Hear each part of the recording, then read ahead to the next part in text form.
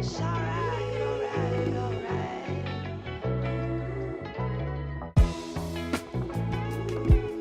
Listen, babe. Oh, yeah. It's alright, alright, alright.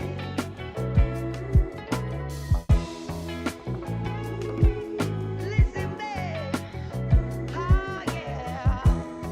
It's alright, alright, alright.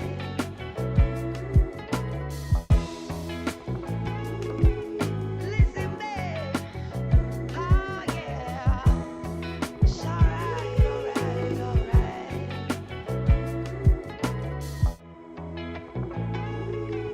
Listen, babe. Oh, yeah. It's alright, alright, alright.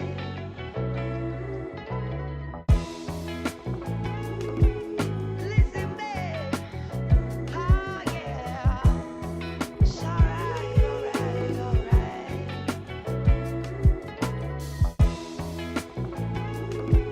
Listen, babe. Oh, yeah. It's alright, alright, alright.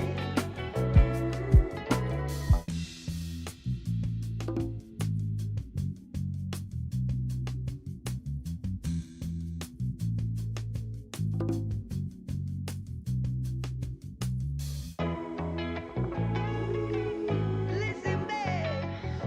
Oh, yeah. It's alright, alright, alright.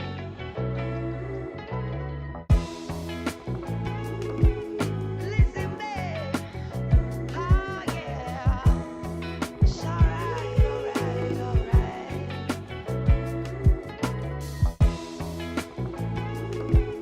Listen, babe. Oh, yeah. It's alright, alright, alright.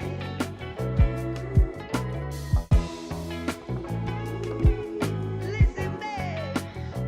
Oh, yeah. It's alright, alright, alright.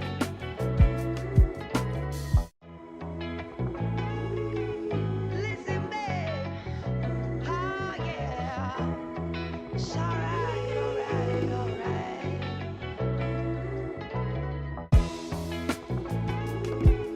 Listen, babe. Oh, yeah. It's alright, alright, alright.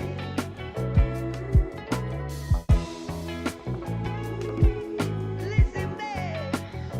Oh, yeah. It's alright, alright, alright.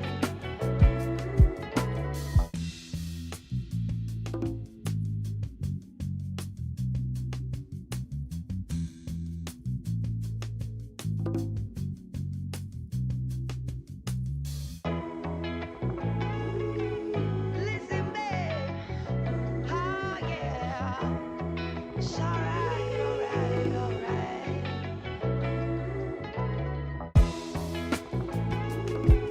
Listen, babe. Oh, yeah. It's alright, alright, alright.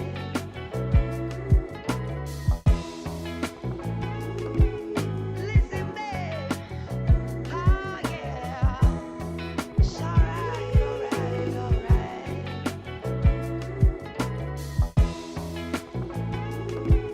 Listen, babe. Oh, yeah. It's alright, alright, alright.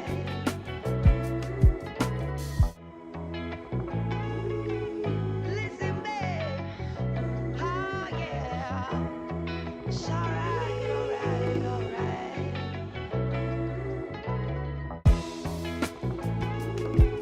Listen, babe. Oh, yeah. It's alright, alright, alright.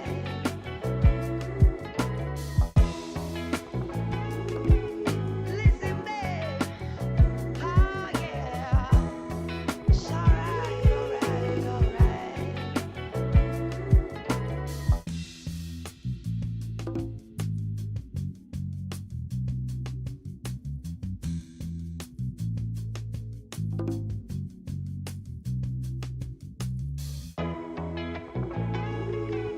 Listen, babe. Oh, yeah. It's alright, alright, alright.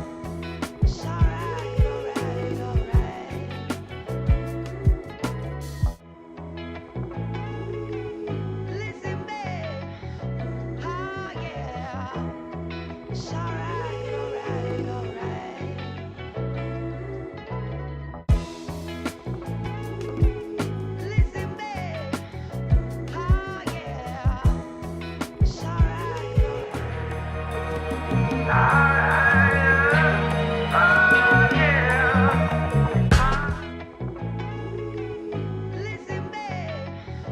Oh, yeah. It's alright, alright, alright.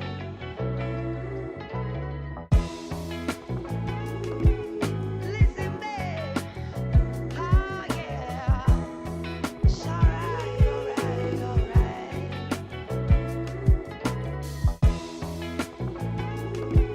Listen, babe. Oh, yeah. It's alright, alright, alright.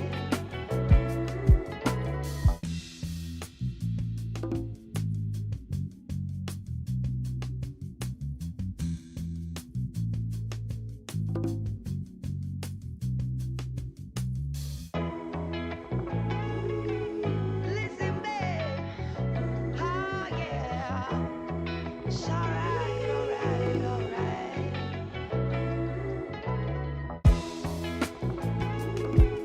Listen, babe.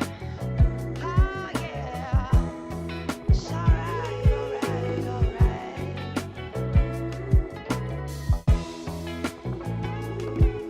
Listen, babe. Oh, yeah. It's alright, alright, alright.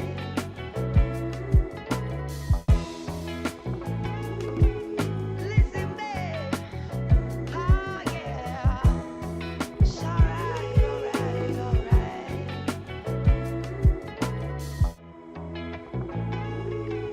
Listen, babe. Oh, yeah. It's alright, alright, alright.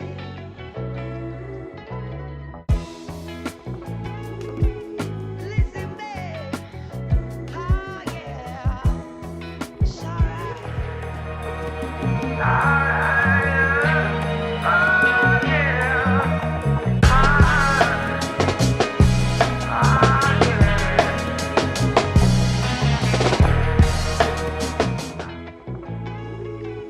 Listen, babe. Oh, yeah. It's alright, alright, alright.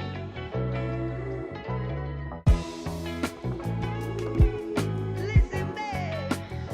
Oh, yeah. It's alright, alright, alright.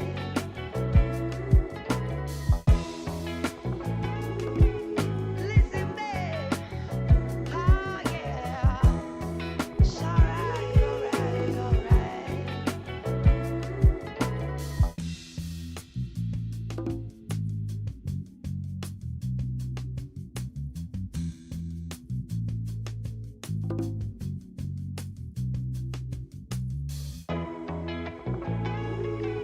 Listen, babe. Oh, yeah. It's alright, alright, alright.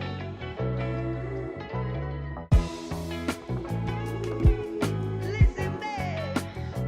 Oh, yeah. It's alright, alright, alright.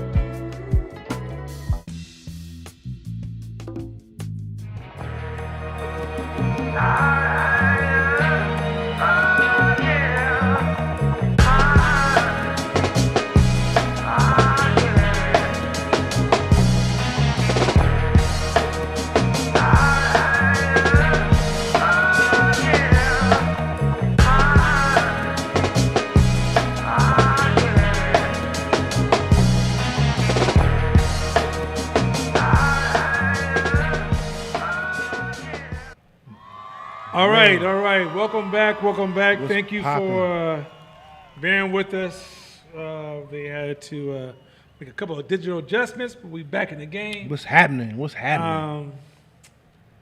Great week this week, man. Great week this week. How you doing? You good? I'm good. Good. We had a good podcast this week. Me, you, Mashama, Tonvik was our guest again to kind of give a broad voice perspective. The podcast will be coming out soon. We're relying upon our super editor to start working on our small clips. So that's gonna come out soon. Dope. Before we jump into the class, I want to tap a couple of issues on the shoulder. A couple things I just want to share. Side notes. So this week, I had an opportunity to order me a new car because there's no cars on the dealerships. Congratulations. Yeah. So when you go order a car, when you go buy a car right now, if you buy what's on the grounds, they have limited orders, and it's usually the vehicle that nobody wants, right? So order a vehicle, but without getting into the details of what vehicle I ordered or anything like that, I want to share something that's real. I had a real emotion that I had to talk myself out of a space. So usually like now when I go negotiate with people or if I'm doing business with people, I have no sense. My voice, there's no, there's an inner voice I think black people have to deal with all the time, especially if you're born in this country and you have color. You're constantly dealing with this voice that questions, are you valuable or good enough, right? And I was at this car dealership, and I was purchasing a relatively expensive car. And the guy goes, okay, well, all we're gonna need is your credit report and copy of your driver license and $1,000 down so we can order your vehicle for you. And you know, for a few seconds, my brain, while I was waiting for him to run my credit, which I know is like super good, like super, super good credit. My brain was like, is it a possible way he can tell me no? And I had to literally sit there for a few seconds and say to myself, wait, what? I had to tell my brain to shut up. Because your brain is always, you come up poor and you're so used to hearing, you might remember going to get anything on credit when you were coming up, or maybe you're still coming up, and they go to run your credit and they come back with a little bit of bad news, and then you guys kind of work it out. Okay, I had that experience so much coming up that when they ran my credit, I was expecting that, okay, yeah, but even though I got enough money to buy the car numerous times in my personal account as well as business account. So it's not like, even in my special stash, you understand me? The car is not even a situation, and on top of that too, let me bring this to you guys' attention. Buying a car when you have a job is different than buying a car when you run a business. If you run a business and you're doing really well in your business and you're driving a $300 a month lease, your scarcity is fucking you up. Because this is something I learned maybe 6 or 7 years ago. I had leased a Subaru Outback. This is when Subarus first came back. And I used to work at this company when I had a job, and all these earthly people I work with love Subarus. So they kind of got me into Subaru. I don't know how, now I look at them today, I'm like, what the fuck was I thinking? But ordered me a Subaru Outback at the time, family man, car, makes sense. Thought it makes sense. Anyway. And so I remember my monthly payments were like $400 a month for the Subaru, for leasing. And my wife tapped me on the shoulder and said, "Yo, you gotta get an expensive car." I was like, "What?" I said, "You get an expensive car." I said, "Why do you get an expensive car?" She said, "Because you're gonna have to pay too much taxes. When you run an LLC, S corp or LLC, either you pay government that money or you pay yourself that money." I know that sounds crazy, huh? So if you're gonna pay $100,000 at the end of the year in taxes, then why are you balking at $1,000 a month in a lease? It's almost nothing because that's all write-off, right? Majority of that's a write-off. And so what we do quite often is we get caught up in this whole idea of, because like, so, and let me tell you, so to give you an example, I went to, before I bought the car I purchased, I went to Range Rover dealership because I was comparing different kind of cars. So I went to Range Rover in Walnut Creek. So there's this cool white woman with swag. Like this white woman had cold-blooded swag. Loved her personality to death. Like I was like, yo, I wanted to just compliment her, but it felt kind of weird, so I didn't go there. But she had hella swag.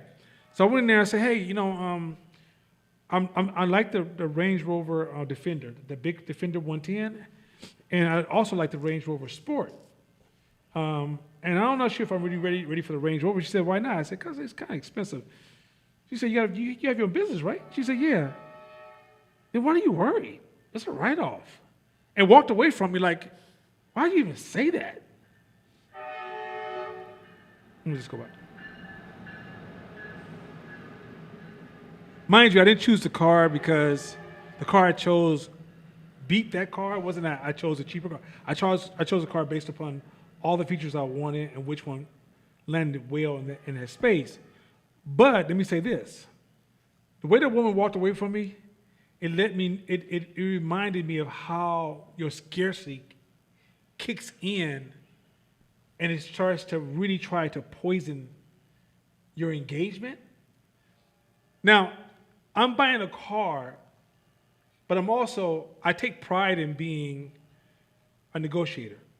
So I got the price I wanted. Like they said, you can't get a discount in the COVID season, and I got a $3,500 discount, and everybody else is charging over. I got $3,500 under MSRP because I was like, I'm not accepting what I can't do. That just doesn't register. You can't tell me what I can't do. I just don't know what it is about my spirit, but if you tell me I can't do something, that's almost like you just you registered me to take on that challenge.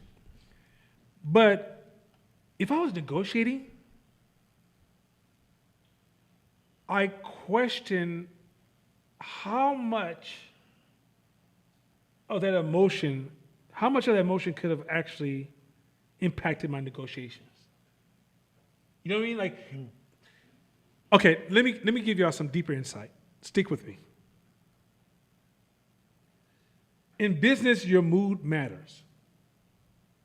Let's do this again. In business, your mood matters. If you go into a negotiation and you're sad, you will almost take the first offer. If you go into negotiations and you're angry, you won't be able to see your angles. You go to the negotiation and you stress, you can't manage the sequence of the negotiation. Right? Your emotion freaking matters. So the reason we teach so many things about emotional balance, emotional control, is because every day you're making decisions that can come back and be like a tsunami in your life. They may be small and pebble-sized when they're made, but when they unfold in combination with other things, it could be that final straw that broke the camel's back, right? But if you're not present enough to see all the variables that make the strongest decision, and if you're in this emotional, unstable space, which is so popular in our community, if you find yourself angry more than once a week, no, once every month, or once every 2 weeks, or you find yourself raising your voice at least once a week, you're in a bad situation. If you find yourself sad, more than once a week, or more than once a month almost. But unless like family members start dying or something like this, but I'm talking about just sad for some damn reason or stressed out at least once a week, you're in a bad situation because you are crippling your brain ability to make the best decisions. A lot of decisions you have to make are not going to be based upon evidence. It's going to have to be based upon faith, based upon the knowledge and the form of thinking that you have. But in order to make that jump, there's a certain amount of emotional discomfort that happens when you're making a decision in a space of uncertainty, right? And if you're not in the right space, I can't begin to tell you how dangerous it is. And let me say this real quick too. Let me add this to it. There are people in this class who are trying to become successful because that's a goal. Money cannot be a goal. Money has to be a product of a bigger goal. Money cannot be your goal. Some of you guys are treating money and success like tricks in weight loss. Oh, I'm on the Atkins diet. I'm on the shot therapy. I'm on the. I heard if you just fast 4 times a month, you can live like Cassandra. Fuck no. You're trying to find these different things and shortcuts to happiness, pleasure, and joy. All these things that you really own deep down inside. And because you don't realize you own it and you don't take radical responsibility for ownership, you often give it away to others. So often you say, oh, he, she, they, my weight, government, the city, these people, none of that. Your joy starts with you. If you don't have this consistency of deep understanding that you're driving this vehicle of inner peace, when it comes time to sit at these tables, or let's just say, look at your spending habits. I walk outside of Walgreens today because Nzinga's sick and my wife's sick. So I say, well, we'll get a rapid test for you guys, just in case somebody got COVID, because I don't know, I want to make sure y'all ain't trying to give me nothing. I need to sleep downstairs. I don't know what's happening. I just play it. But anyway, I was like, but let me go get y'all a rapid test. I come out and this dude's like, hey, we're doing this really good positive things, trying to attack drugs, suicide, and violent behavior amongst youth. Well, to me, first thing my brain goes is, good is not a strategy. Good is not a strategy. We're trying to do good. That's not a strategy, right? And that means nothing to me because the road to hell is paved with good intentions. So good means nothing to me. Positive means nothing to me, right? Negative as well doesn't mean anything to me. It's about smart strategies, applications, and deep thought and our respectable thought being applied to a solution. So anyway, but my mood could have changed my response. Let's say I'm super over happy because I was just told that I got this big contract coming in. I mean, say, oh, well, here's $10. Who cares? Let's say I'm very, very angry. I might have cussed him out. Let's say I'm very, very sad. I might be like, don't talk to me right now. I just can't. I don't want to talk about anything right now. This is at least important. But none of that had to do with the conversation that was in front of me. None of that had to do with it. It had nothing to do with what's in front of me. So if you're not into mood management, you're literally going to work every day doing this, throwing dice and going, all right, I do this. And all these books you're reading are far in the background. You say, what do you mean it's far in the background? Have you guys taken the opportunity to try to have a conversation with somebody about the stuff in this class? It's like taking a brother and sister who's never had any cultural exposure to a high cultural art event. Their brain is looking at the pictures, but it means nothing to them. All I can think about is what kind of food they're serving here. And if anything, I'm very uncomfortable. And so for somebody to appreciate this, it's the same thing. You have to be in the right state of mind to appreciate the art that surrounds you, right? Otherwise, it's just paint on canvas. And so you guys are coming to class every day. Or are you paying attention to your mood? I'm talking about every second of the, have you gained, can you step back at the end of the week and go, I really like the way my mood went that week? And that's like on a consistent, and if you start to see that, because I think sometimes I'm teaching all these complex ideas which are important methods, and I think I'm gonna get into that word that's going on, but I'm gonna pause for a second because I can see you have something you want to say. But I'm teaching all these important methods, but the basics matter. If your mood is fucked up, your ability to navigate this whole game, you're not navigating it. You're impulsively showing up to all your major decisions, and then you feel victimized, and then you want to talk about what is wrong with the world when it's really, you're just not wanting to do the work to see what's wrong with yourself. Want to say something before I keep going? Yeah. Have you ever had a favorite song or a song you like to listen to, and when shit is going the way, normal, you listen to a song and the song gives you goosebumps and you singing to it and it's like, it's the shit, like, yeah, you grooving. And then maybe 3 or 4 weeks later, you're in a different mood and you hear that same song and it don't sound as good. Has that ever happened to you? It's not the song's fault. Ain't got nothing to do with the song. That shows you how powerful mood is. You can have completely different emotional tastes just by having with the same song, just being in a different space. That's why we preach a lot about your rhythms in the morning, your routine, your daily rhythms. That's resets your mood.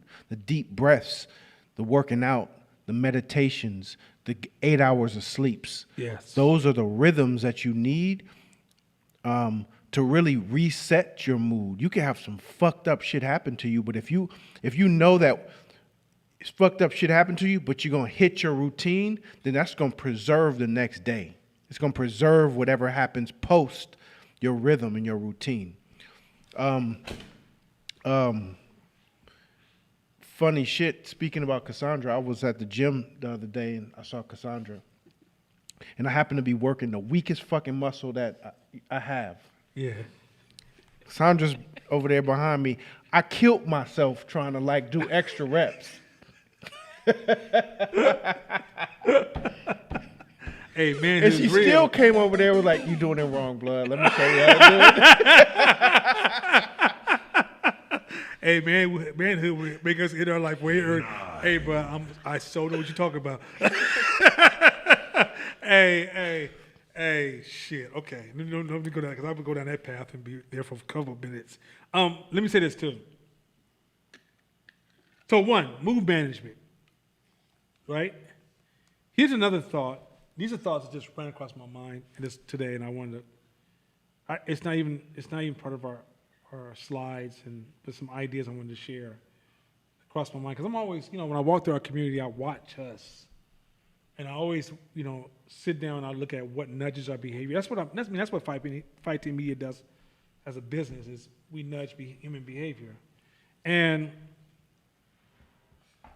so, I was paying attention to how much shit do we pay attention to that doesn't fucking matter?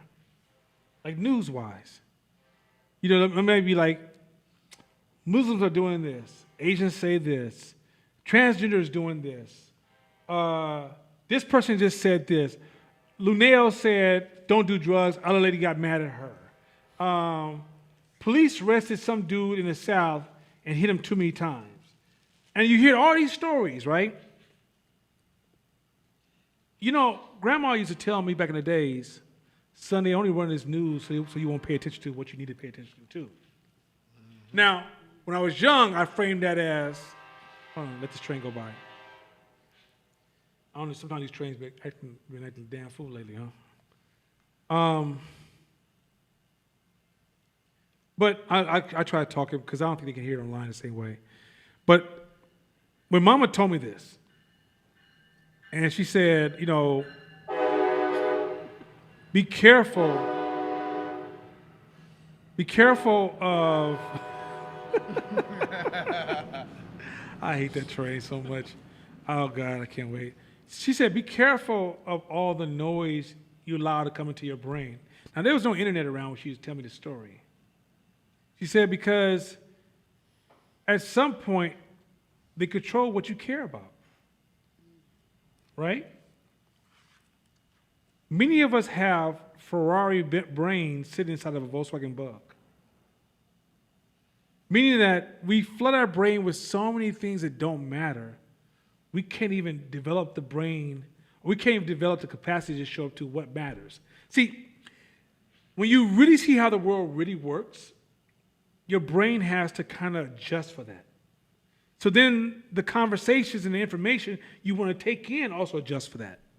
So now you start to, by default, without even me giving you a book to read, your interest is different because you're no longer wasting your time at the bottom dwelling on low-level noise, right? So you're not watching stupid sitcoms all week. You're not watching dumbass gossip shows. You're not on Facebook looking at a whole bunch of dumbass stories that don't matter. You know, when you and I'm not saying you can't have a little bit of that. I'm not trying to be a Puritan. But what I'm arguing is that many of us don't even understand how the world works around us and what is even a crisis, how many people are really dying over here, what's happening over there, what the challenges over here, the levels of poverty over here. It's almost like when we complain in this country, we complain from a space of blind privilege. We're so ignorant to the world we live in. It's almost like we're raised in a box. What's so funny? We're raised in a box and then we will die in a box. But anyway, we're raised in a box. And yet the people who run the world, all they're doing is just looking at the real world. That's it. That's it. You're in a box, they're in the real world. There's a concept, I talked about this in our podcast. It's called the Procrustean theory. And Procrustes was in Greek mythology. And in Greek mythology, what he would do is he would invite you to his house to have dinner. And upon having dinner with you, and he would feed you and find drinks and wine, you have a good time. And then that evening, he'd say, well, take it, you can sleep here. And he would put you in a bed. And if you were too tall for the bed, in the middle of the night, he'd come in and he'd cut your legs off with an axe.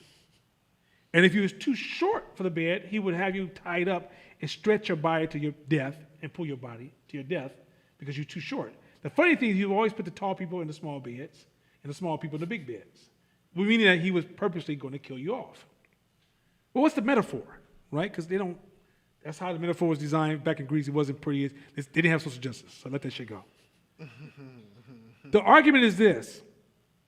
Quite often, we take our simple thoughts and kill off complex discussions.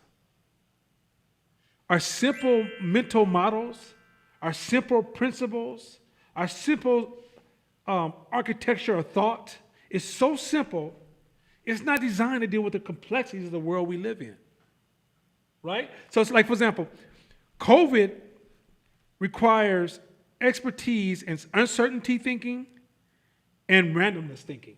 You have to understand uncertainty and randomness. And then you have to understand how to make calls, and you have to be able to think outside the parameter of fault, and you got to remove purification in your analysis of human behavior. For example, what I mean is that, for example, if I found out Nzinga was in threat, and I have a cousin who's a cold-blooded killer who killed a lot of people unfairly, but he's the only person I know I can call right now to save my daughter, don't think I'm going to call the police because that's a better thing to do. I'm going to call whatever's necessary. You might say, well, Nana, he has such a vicious past. I get it. But I'm trying to save my daughter. The purification of the way we think, the disconnection from randomness, the disconnect from a discomfort with uncertainty, and our inability to look around the corner. These are very complex forms of thinking. There's a book by Talib Nassim. It's called Fooled by Randomness, right? That book is, I think, 1,000-some-odd pages long. And he just gives you the intro to the complexity of thinking within the context of randomness. Most human beings can't do that. Most human beings can't do that. But if you're not looking at the real world, okay, if you were not so flooded with noise and junk, you almost naturally would gravitate to that understanding. So COVID would be a little bit easier to process. But if you think within a box, as most of your peers and how this system is set up to make you think, then things that happen outside of the norm of the box, you will use simple ideas to try to explain in the complexity. Guys get where I'm going with this? Our brains don't think that the way your brain thinks is organic enough and qualified to understand the world as it is, especially when you watch TV and internet all the damn time. Because your brain is actually being shrunken. So you take two things. Now watch this. I'm going to show you how this is just a simple recipe of why so many of us are struggling. You don't have mood control.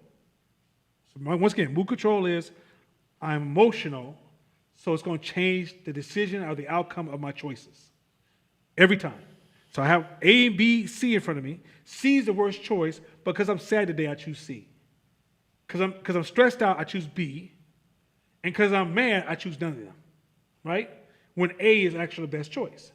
And you will never be consistent in your choices because you're not consistent in your mood. Then you combine, you won't grow the complexity of your thoughts with the world around you. So when a problem is presented in front of you, you can't see logical fallacies unfolding because your form of thinking is limited to a limited exposure to thought. You see where I'm going with this? And so in order for you to be able to navigate millions of dollars and millions of lives, you have to get to the point where you can see, one, the world as it really is, not through the filters of all this noise you're engaging, and two, emotionally, you have to be able to show up to it. If you pull all these books out we taught in Hope, I can honestly, if I sat down with most of everybody in Hope, I could diagnose those are the two challenges people are struggling with, which is they're struggling with their frame of thought, and they're struggling with their emotional moods. Like that. Look, if you worked on those two, you would set up on a path where you would grow at a point where it's almost impossible not to achieve what you want to achieve once you get those two in place. Mm-hmm. It's almost impossible. You know what it reminds me of? It reminds me of Buddhism. Buddhism was in a world where everybody was going after God. Everybody was going after God. I want to be close to God. I want to be connected to God. I want to be a God. I want to be part of God. I want to be God's son, God. And Buddha said, yo, you don't even know yourself.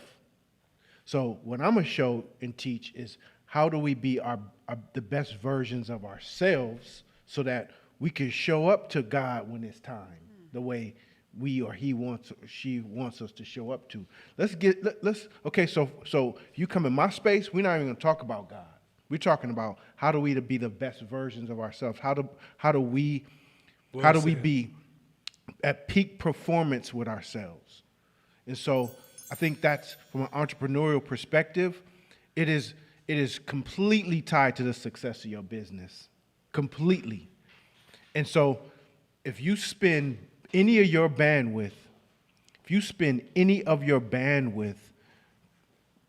allowing it to be clogged by outside emotions that have zero to do with how you move, then it's going to impact you. And you might say, well, doesn't that make me cold?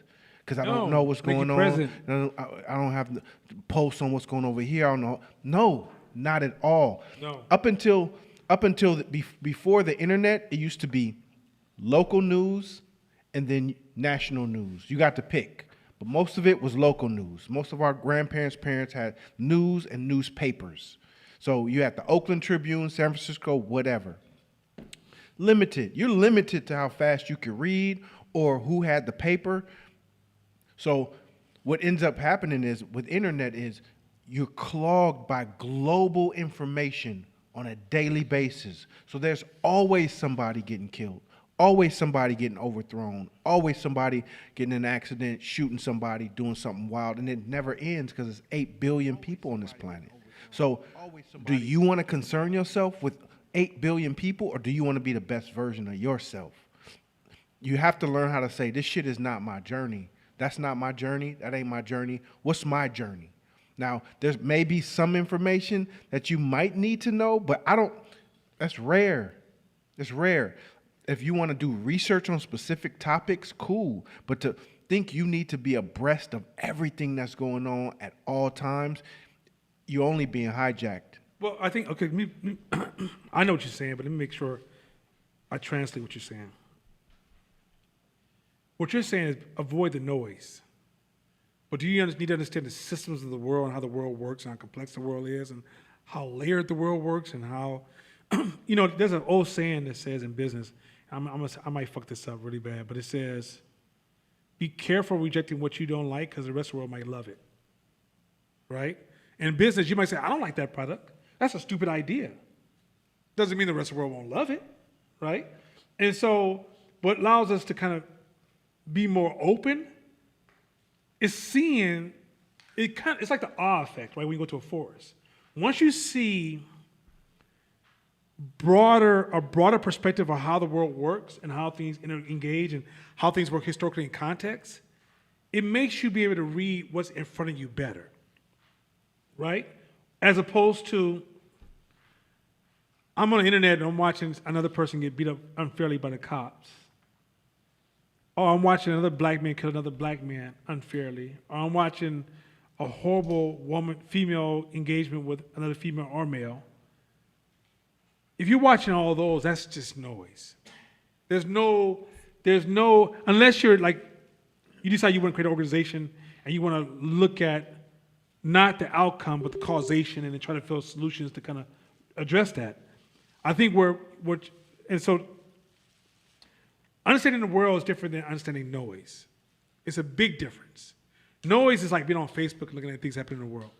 Understanding the world is, why is this happening? Like even when you look at, remember context over content last week?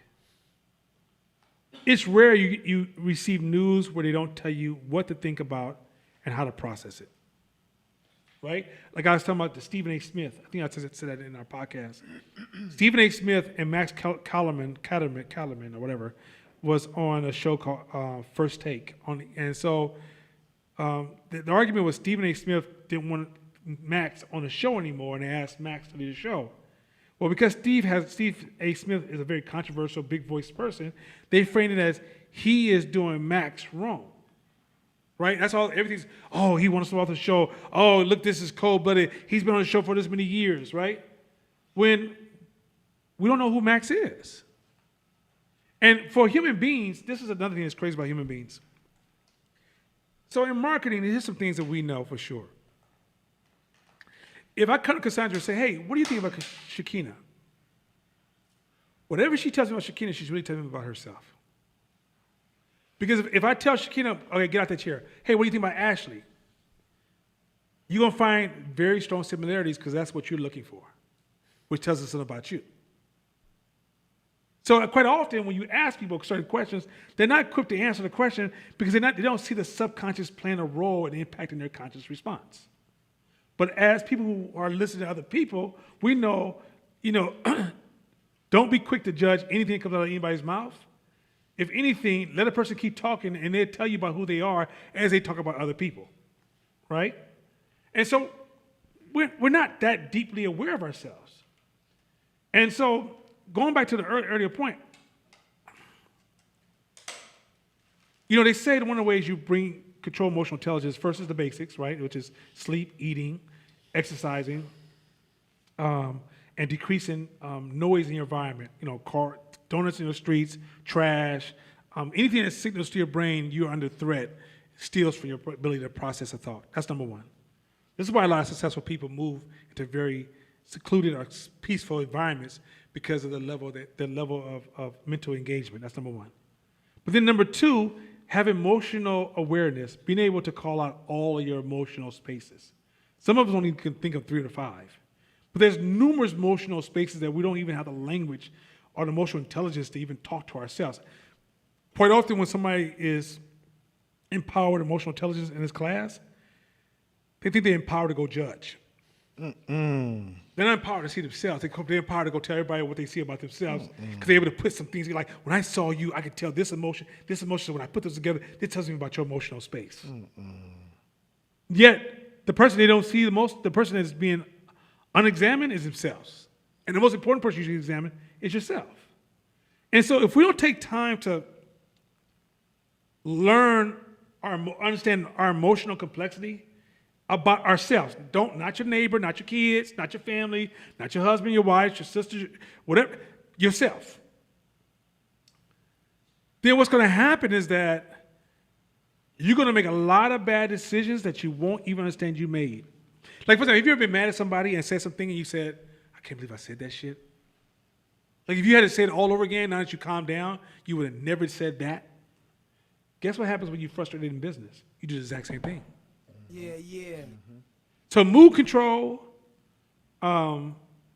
broadening your awareness, turning down the fucking noise, stop thinking within the limits of tribalism. Let me explain to you what I mean by tribalism. You're just repeating shit that other people say to you. You never researched the fucking subject a day of your life. A day of your life. Black people, we do it all the time. Oh, you know what they say, and then we'll say something. And all of a sudden people are like, yeah, you know what they say, he says something. And then here comes that brother who plays, he's into status, and he wants to be seen as intelligent. You see, brothers and sisters, what they say, you understand me?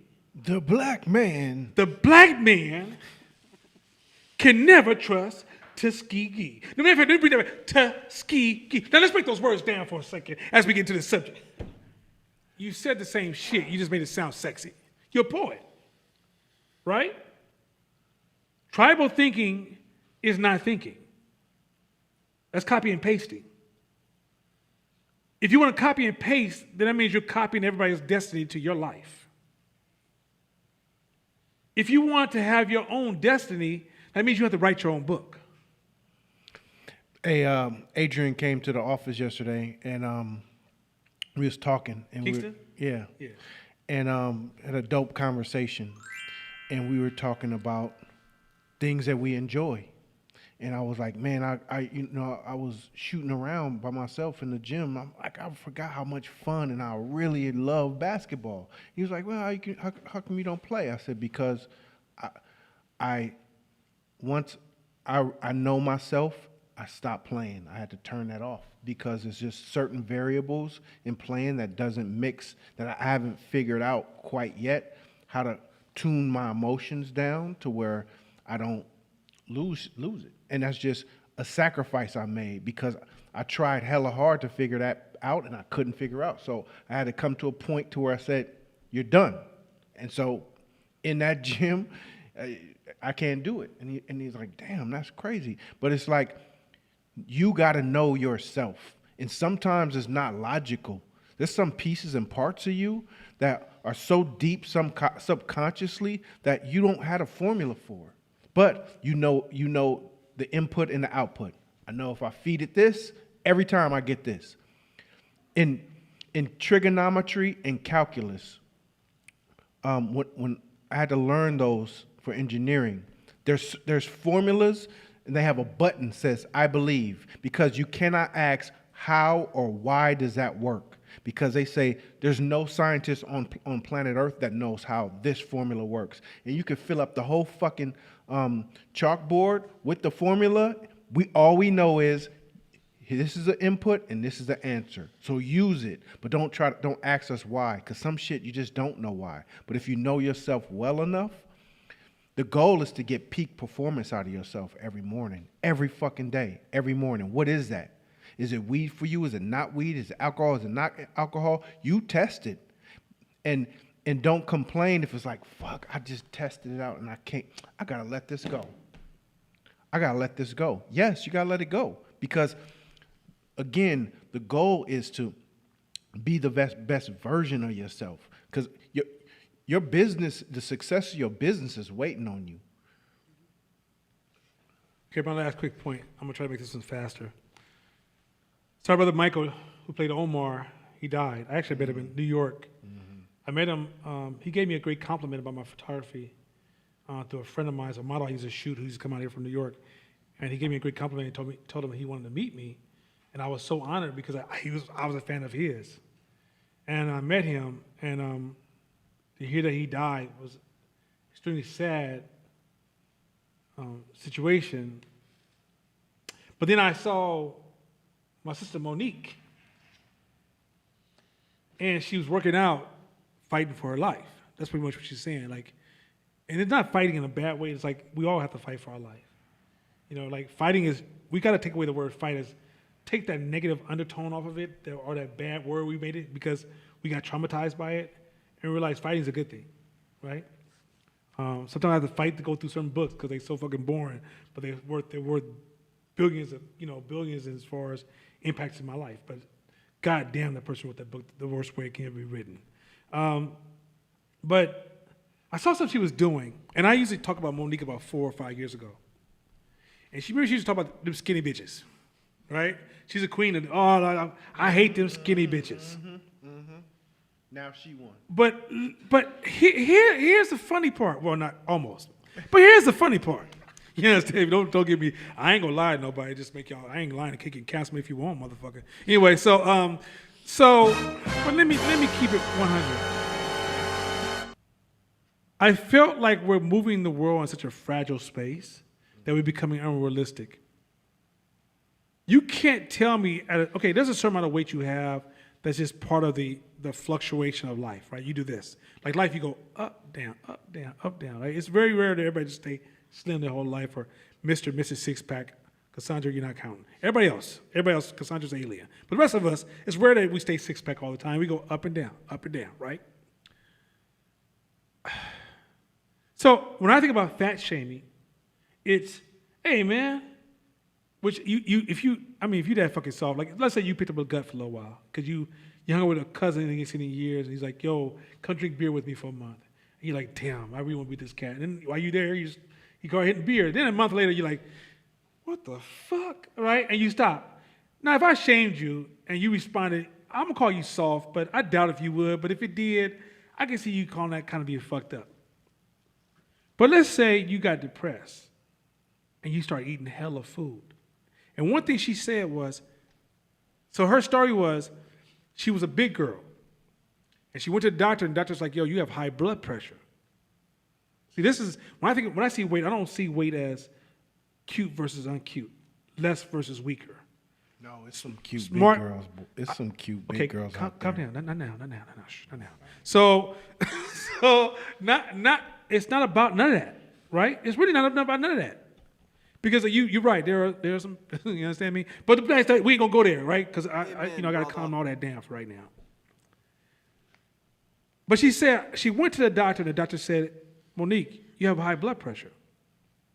The doctor said, no matter what you do, don't ever stop taking this pill. So then she went to the hairdresser. So Monique said, she's like, fuck it, I take the pill, and she was comfortable. She said, I didn't feel like I needed to change anything. She said, I'm comfortable. So exact words. She said, then she went to her hairdresser, and the hairdresser says, can I ask you a question? Are you taking blood pressure pills? She said, yeah. She said, I can't put this perm in your hair no more. Ooh. She said, why? She said, because blood pressure pills mixed with the perm will pull your hair out your head. Bruh. And she realized I got comfortable in a suffering space. And I was learning to suffer by taking pills and being comfortable. And at some point, I had to be honest with myself and say, what do I really want for my life? And she decided to go ahead and take her life under her control.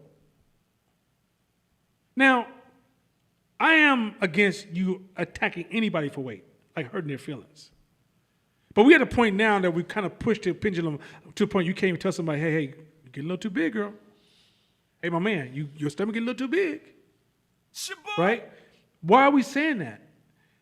Because it's kind of hard on me to play insensitive when I'm watching you kill yourself, but then try to get emotional when you die. It's hard on me. It's hard. Like when you tell me the crackhead who said he wanted to do crack, I don't give a fuck, ain't shit you can do, I'm gonna do my crack at the end of the day, and then you come to me like, oh, he crying. I'm like, why are you crying? You should have cried when he told you that first comment. My father.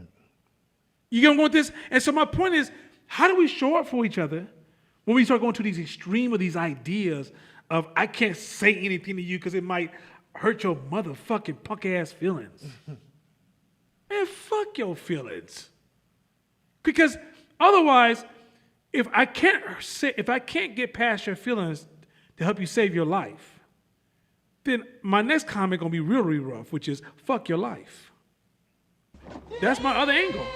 Because I can't sit next to you every day and then know you're on a deathbed and know that deep down inside I wasn't brave enough to be honest with you. Now, if you still decide you want to eat your ho-ho cakes after you had a conversation, I'm not saying I have the power to change your life. But I do have the power to say, hey, man, you need some support. You okay? And you want to come work out with me? Or maybe not, is there anything I can help you out with? Anybody I can introduce you to? Are you uncomfortable? Are there some psychological hurdles I can help you talk you through? Because I know personally, when you gain weight, like I remember I told everybody I gained this weight, I think it was like 5 or 10 classes ago somewhere. I'll give you a huge range, so I'm not good with numbers like that. So between 5, 10, 20, something like that. And I said to everybody, hey, I'm about to kill this weight off of me. So I haven't broken my workout since. And I dropped some inches. But that shit fucking hurts. When you get older and you pick up weight, oh, that ain't no motherfucking just discipline like, don't eat this piece of cake.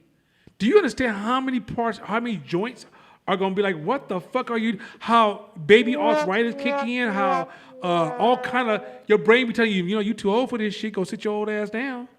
How your oxygen gets short really fast. How your knees be like, hey man, aren't you supposed to be sitting down in a chair? And that shit will feel like that for a year. I didn't say a day, I didn't say a week, a month. Now, you guys can handle a week of feeling like that. You can probably handle a month. But about 3 or 4 months into it, you start wondering, is this it? And then there's a point where you cross over. And all of a sudden, your body starts to get a different swag to it. And you start feeling a little bit different. And you move in your energy, everything. But when you first start, you're going to be super tired. You have to suffer to get back to the other side. You can't comfortably go back to health. You got to suffer to go back to health. That's when we don't get it. But if you don't have, sometimes you need that support to say, oh yeah, I suffer too, it'll be okay. Just that's it. I don't need a lot of fucking lie. I don't need you to rub my back like we in a motherfucking nap or some shit. Just tell me, hey, don't worry, I went that same shit. You're gonna experience it too. Yep. But we had a point where like, what if Monique died in her 40s because she was funny about the skinny bitches? You guys going with this? Like we're playing these, we hold on to these, once again, go back to Procrustean thinking. We're taking simple ways of thinking and dealing with complex ideas. It ain't a simple subject. Boolean, yeah, but also Boolean is also driven by perception.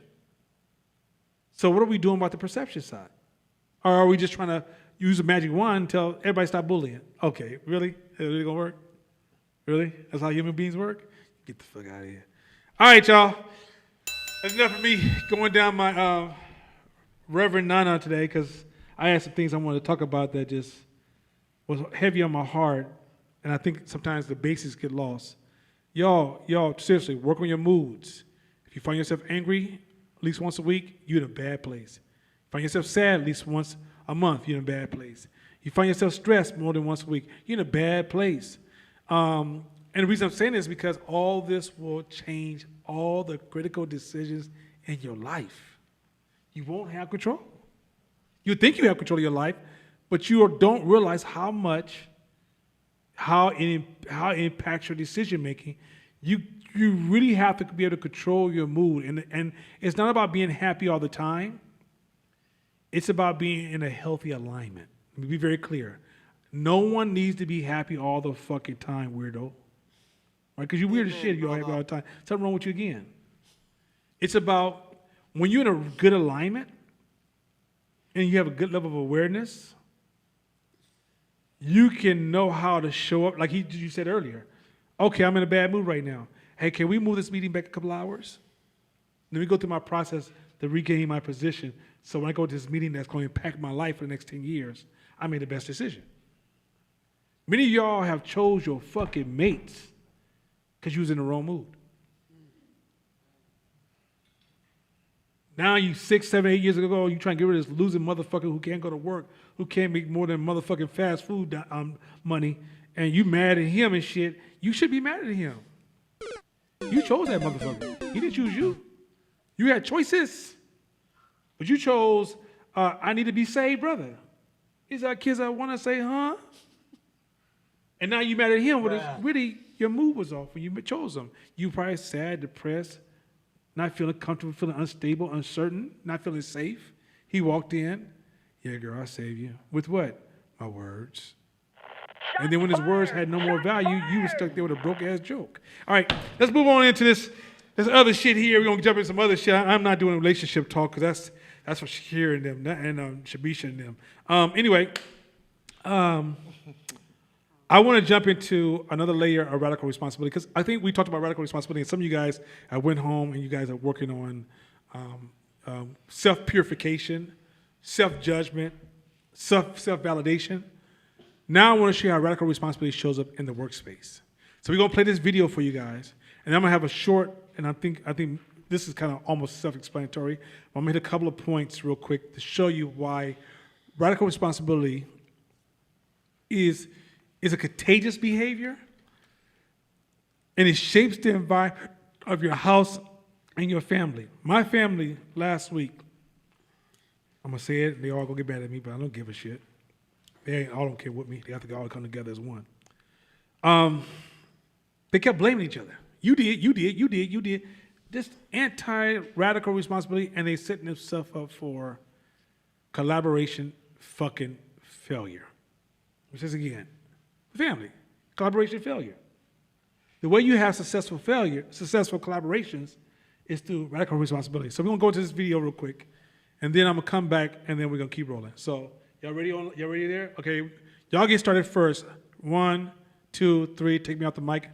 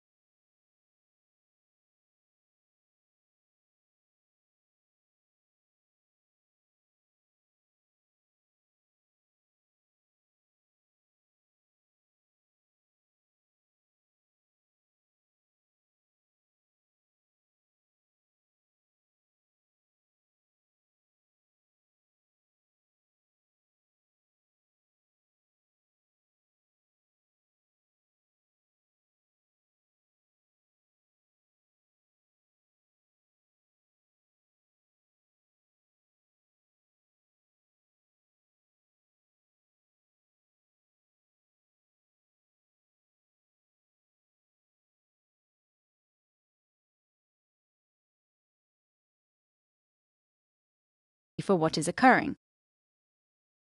There isn't just as many pies as there are people touching the issue. Instead of one pie of 100% responsibility being divided amongst many people, every person takes their own 100% responsibility. In other words, if there are 20 people who touch the issue of timeliness in the surgical suite, there are 20 pies of 100% responsibility, so that everyone who Are you taking your 100% responsibility?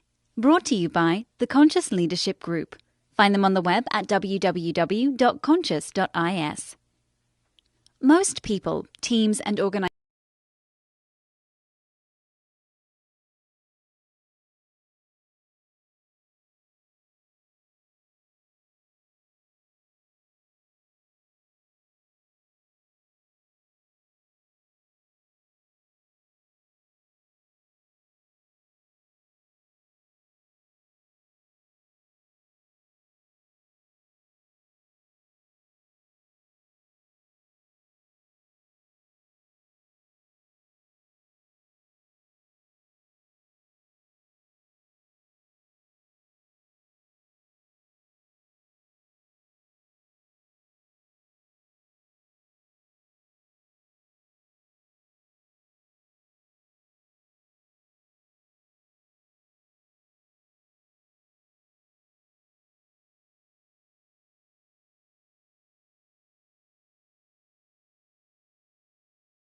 the system, for example, the man, for creating all kinds of meaningless rules for the OR. This is divided. Are you taking your 100% responsibility? Brought to you by the Conscious Leadership Group. Find them on the web at www.conscious.is. Most people, teams, and organizations think of responsibility as a pie. Like all pies, this pie gets cut into pieces. To see pie cutting in action, just think of an issue facing your team. For example, in the world of healthcare, one typical drama is timeliness in the operating room. The health and well-being of patients, the stress of the clinical staff, and the financial success of the department are all affected by the ability to make and keep a schedule. However, many ORs have been known to run behind schedule. When this happens and teams go below the line, everyone starts blaming everyone else for being tardy. Typically, the responsibility pie gets divided up.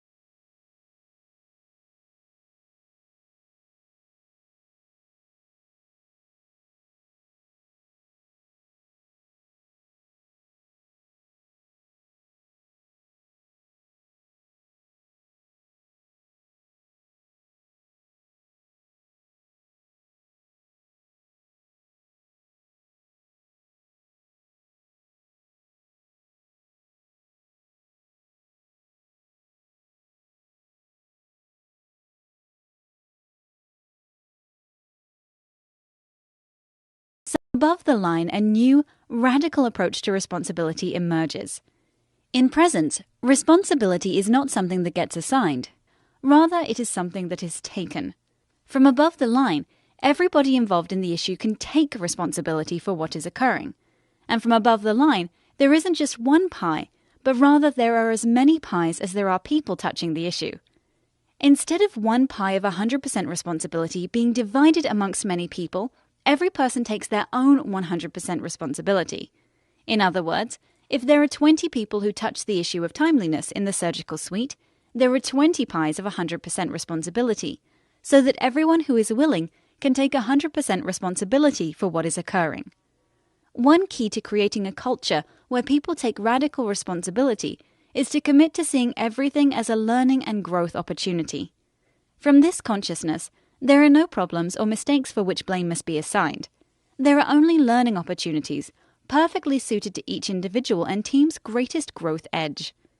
Here is what radical responsibility looks like for a surgical team committed to learning and growing.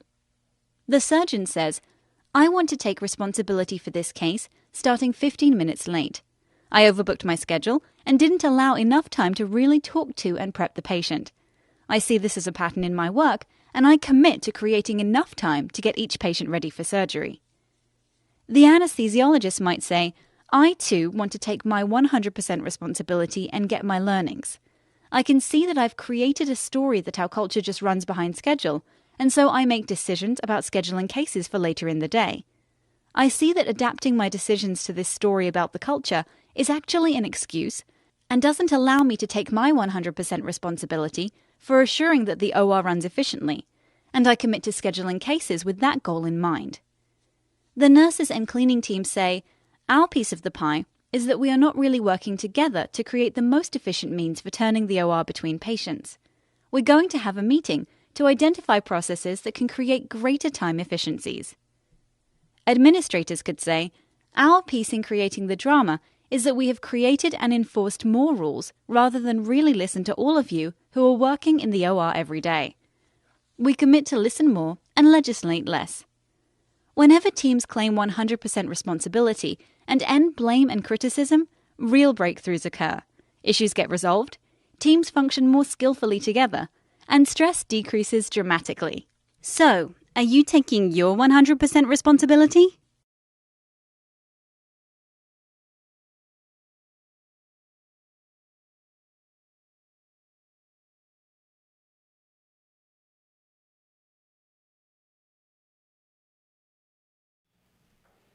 All right. So you guys got a chance to see that.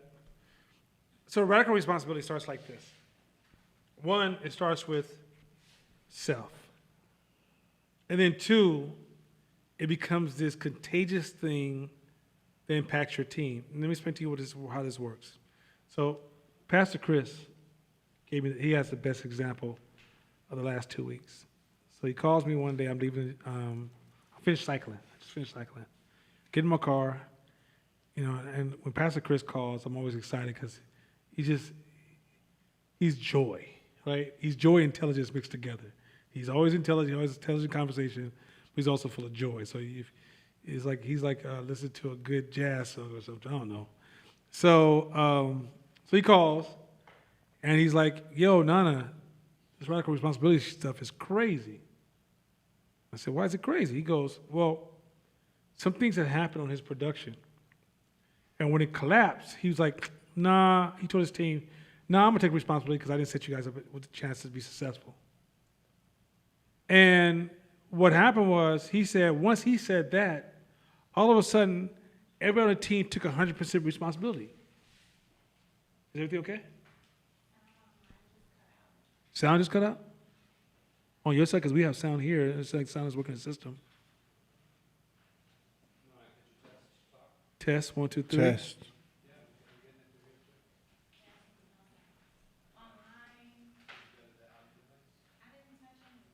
Test, 1, 2, 3. Can I go? You want to come over and look real quick? So just let me just Test 1, 2, 3.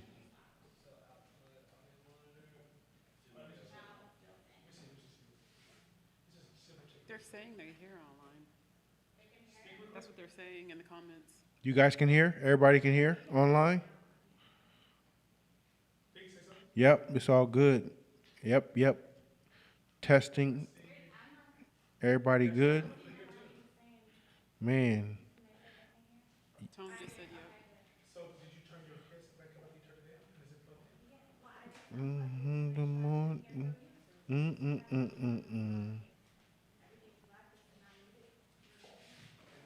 Yep. Okay. You don't need them. You don't need them. All right. Let me try to get focused again.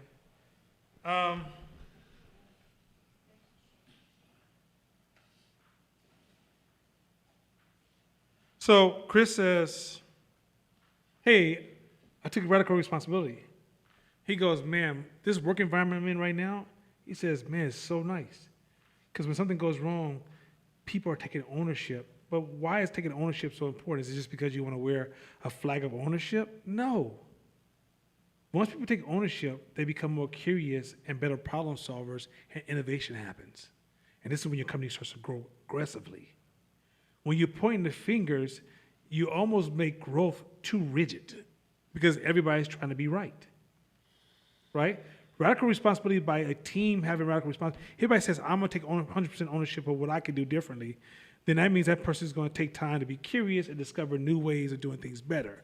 So now the whole team becomes a dope team behind radical responsibility. Radical responsibility is the secret to having a dope team. Absolutely. The dopest people on my team are radical responsible. The weakest people at Fight 10 Media focuses on other people. It's that simple. Like we come in the office and say, hey, we have to take ownership.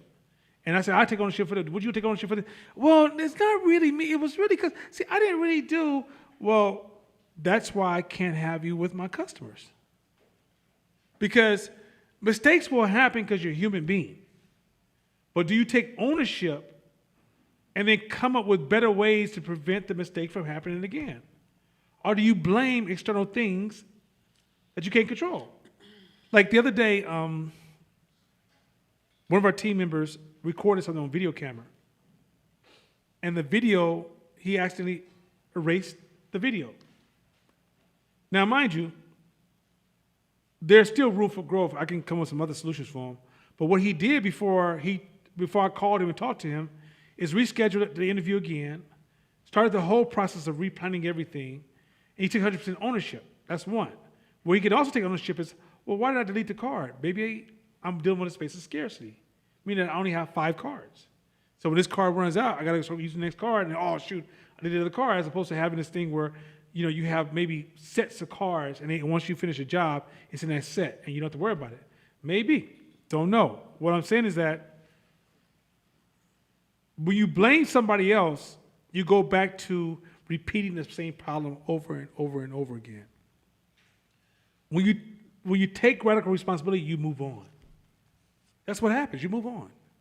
Because you start to say, oh, I'm going to own this, so what am I going to do different next time? Where you fail is if you keep doing the same thing over and over. If you have the same mistakes over and over and over again, because you're avoiding responsibility. Like every time, like building this system that we're using right now, every time there's a problem, the first thing I say is, oh, what do I need to fix? What do I need to buy? What do I need to work on? What do I need to change? I never say to myself, oh, damn it, I wish Court just speak up. What? If Court doesn't speak up, then build a better system for the way he speaks. But I'm going to take ownership of that. I don't blame him. But by blaming him, all you're doing is prolonging getting a system that works for him. You see where I'm going with this? So radical responsibility makes it where the team is more in a curious, learning, evolving, improving state. Non-radical responsibility is a blaming, frozen, repetitive, same problem, sludgy, drudgery, dragging as environment.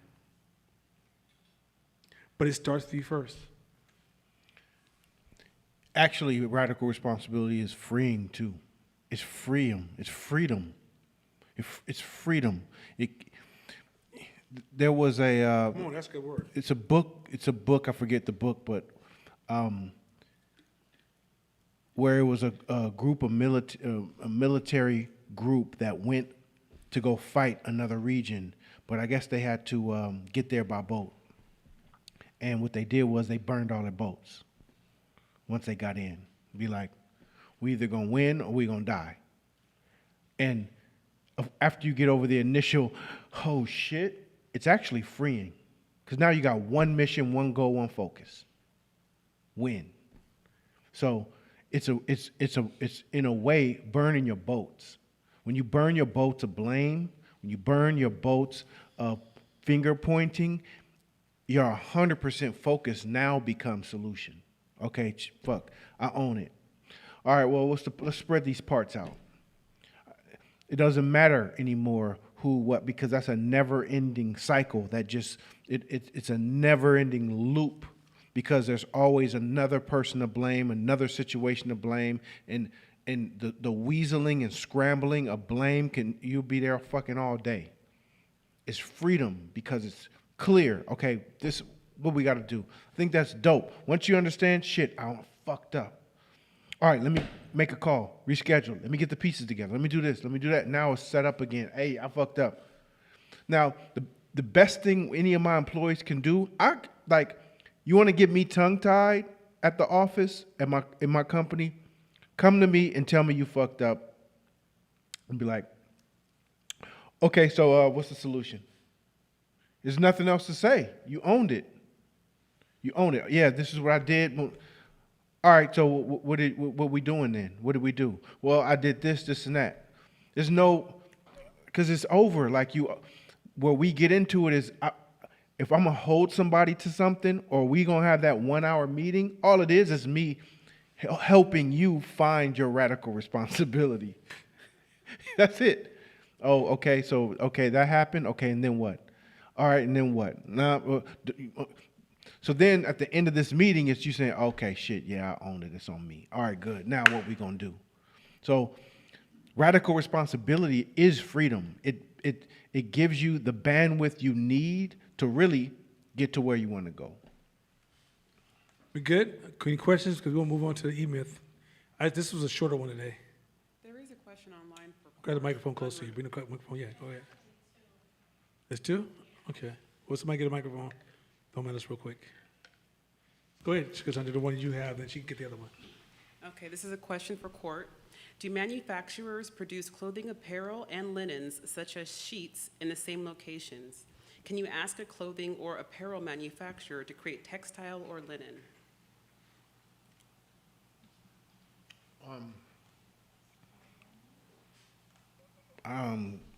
Okay. Yes, you can, but let's talk about radical responsibility on that too, specifically. Is that manufacturing by itself is such a complex organism, is so complex. There's so many moving parts, from you designing, you tech packing, you sending out your design to another company, trusting them to get the design right, the sizing right, everything right, and then shipping it correctly, and then it coming back correct. All of those are so many parts. While all the while you're making promises to your customers that this is the way it's going to be. Now, it's so easy to blame so many variables in those spaces, but at the end of the day, if I make a promise to my customer that shit's going to get, then it's my fault. So if you're talking manufacturer, do not stick to a manufacturer who specializes in the shit you want to produce. Outside of that, you're setting yourself up for failure. Also, don't make decisions on scarcity. Go ahead, next one. Morpheus wanted to know, while you're trying to focus on yourself, how do you not become hijacked by your emotions when stuff is up close and personal? It's in your backyard.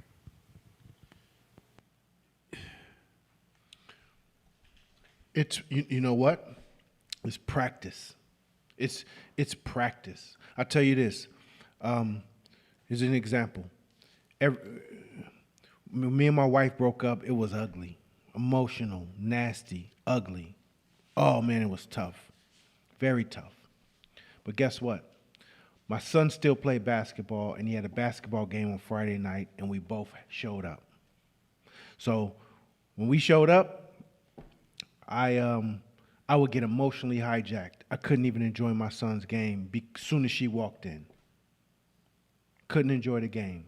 I'm furious. I'm flaming.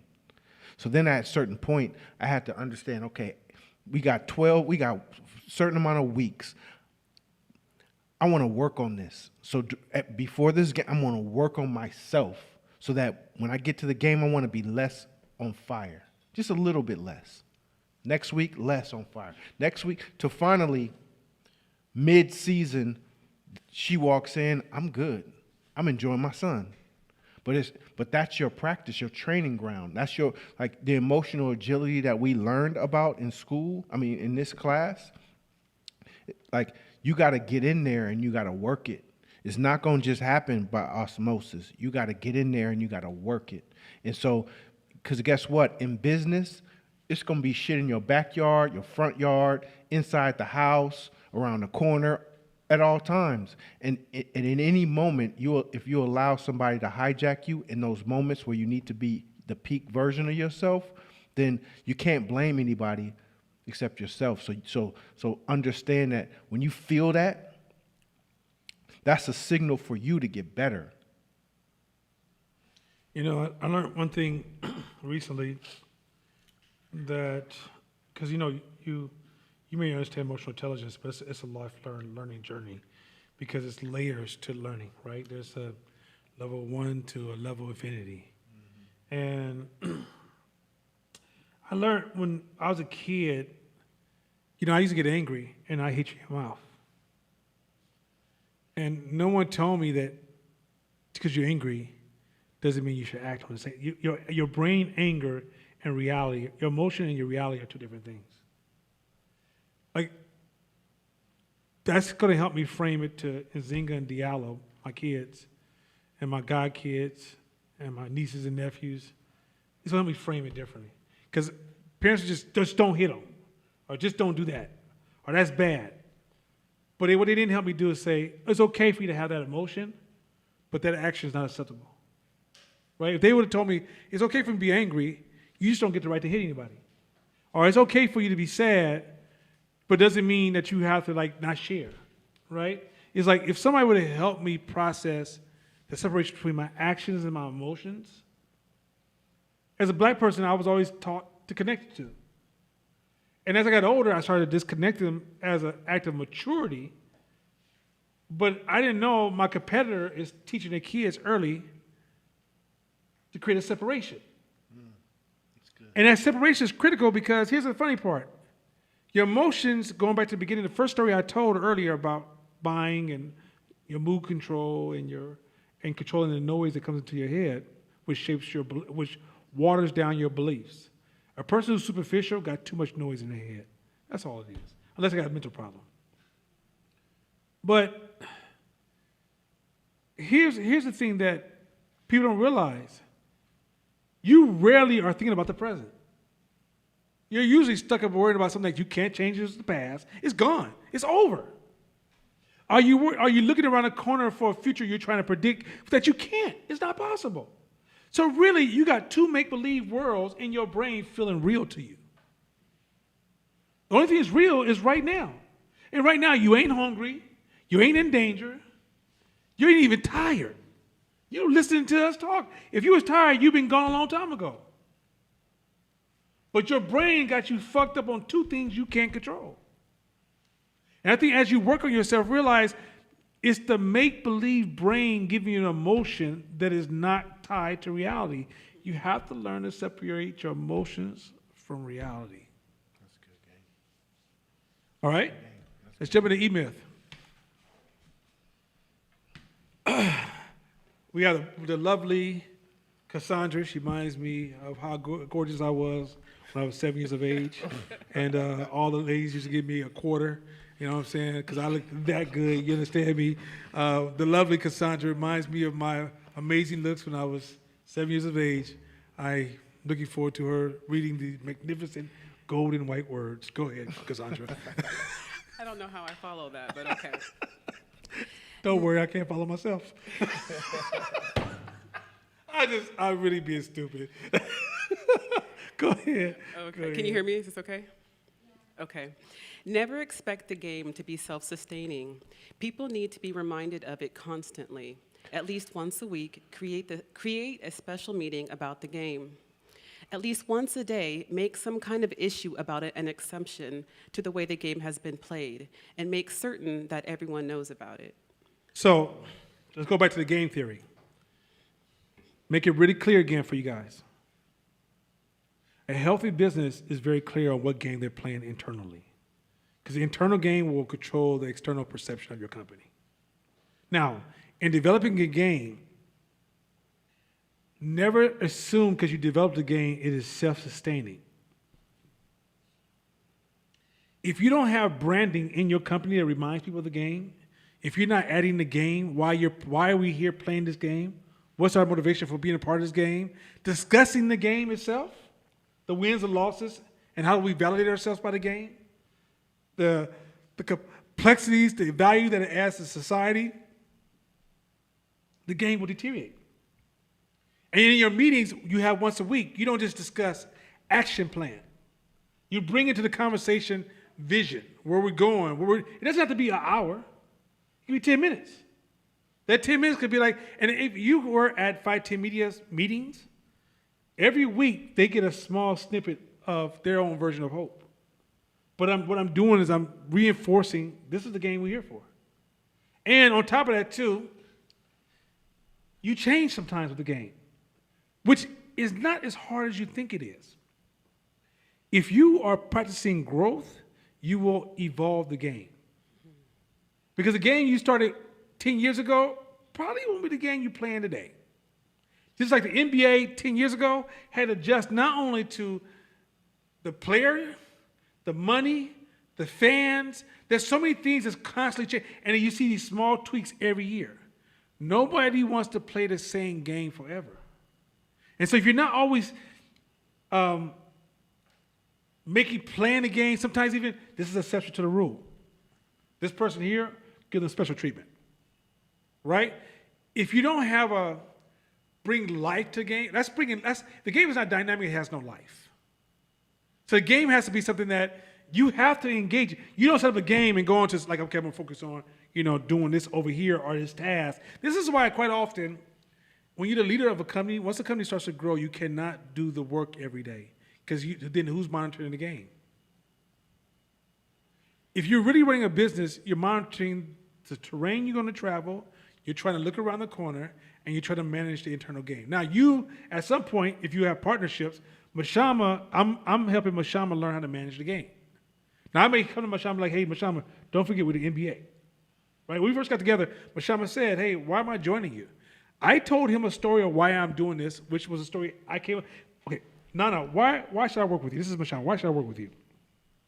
I said, because I see Fight Team Media as a blueprint to Black Power.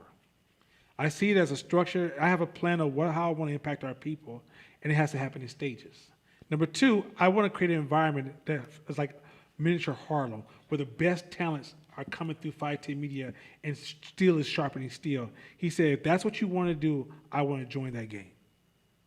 See that? That's the beginning of our game. Now, the game has evolved since Fight Team Media started. And we were just talking about evolution 2 nights ago, me and Mashama, about some new evolution in the game that we have to pass down to the team because we see new opportunities and we need to shift the game a little bit because the game that we currently playing is becoming some of our limitations, right? But we're always discussing the game. When we go out on our retreat, it was me, Court, and Mashama, and sometimes a few people come with us. We're having game talk the whole time. And the game talk might be like, hey, in my arena, I'm calling fouls, but I'm only calling 3 before I kick somebody out. And I'm like, well, I might call 6. Well, let's examine the difference between 3 and 6 fouls, right? Now, it's a much more complex conversation, but that's the nature of the dialogue. But when you don't have a game, you're literally in a world where you increase in instability. So the first rule is always change the game. Well, not always change the game. Always sustain the game. Engage the game. If you're always growing, you're going to naturally evolve the game and sometimes even make exceptions within the game. All right? Next one. Remember, in and of itself, Go ahead. remember, in and of itself, the game doesn't exist. It is alive to the degree that people make it so. But people have the unerring ability to forget everything they start and to be distracted by trivia. So,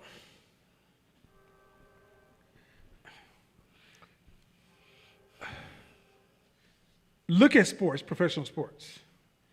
Every year they have to take in these players from the outside, right? From diverse backgrounds. Even backgrounds that don't even align with the mindset of the leaders who created the game. So these billionaires created this game, right? It doesn't exist. Like I always say all the time, basketball doesn't exist. Baseball, it's called subjective reality, meaning that it's only real as long as it stays real to people.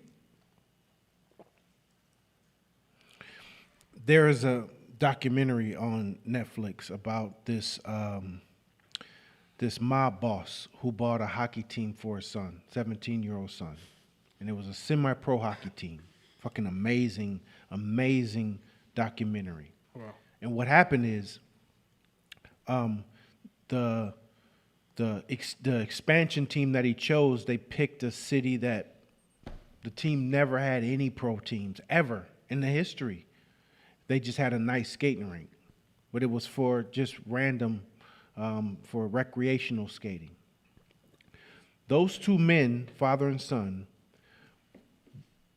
created this game, this ecosystem, They got all the graphics, the marketing, the branding, the billboard saying the team was coming. They had press releases to show that the game was started. They went and got news clippings and everything because it was a big deal that it was a 17-year-old kid. And they knew all the marketing nuances and all the triggers to get people on board. Next thing, they did a draft. They were in the media every chance they get. They got buses, and mind you, bro was a mob boss, so he could fund the whole deal easily. But he built a huge stir around the city. Next thing you know, they have their first game. Dad says, "Hey, as soon as they blow the whistle to start the game, I want you to just start punching people." As soon as they blew the whistle, hockey player took off his gloves and started punching the other player. Got lots of press. It was crazy. Crowd went crazy to the point to where they became die-hard hockey fans in one season. Packed crowds. Then they created a Section 102, which was close to the opposing team's bench. In that Section 102, like, they ragged the team, they threw stuff at them, they cussed them out, they made it hard for them. They created such a dent that the mob boss ended up going to prison for 7 years after they did FBI investigating them and all that shit, and the team ended up folding. But Section 102 met annually at a bar every year up until now. And that game didn't even exist. They created it on the spot. He created it for his son. So if you think about how much energy you can put into a thing and the rules you can create around it to make it a game, people will get so influenced by it that it can affect them even after the game is shut down. Section 102 meets annually at a bar every year to talk about the good old days of a semi-pro hockey team that lasted a few seasons. So, I love that story. Because that's powerful. And I think there's a lesson for us to understand. The key word is distracted by trivia. You have this diversity of people coming to your game, the fans, everybody. You guys ever seen a Raiders fan? Like this one guy said, you're not loyal to your wife, but you're loyal to the Raiders. Right? I mean, that's real as hell, right? That's the power of a good game.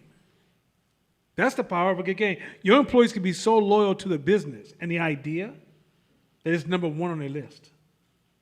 I know I had a job once time when I was in my 20s, and I told you, girl, like, I'm not quitting my job for you. You got this game fucked up.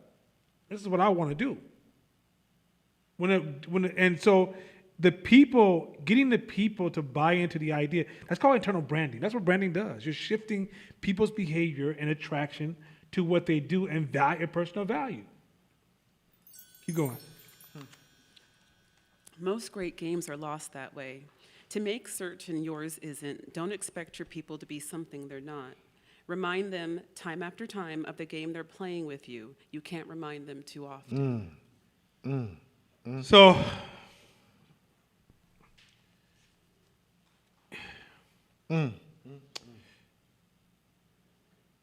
you almost have to use it the same way a minister uses the Bible.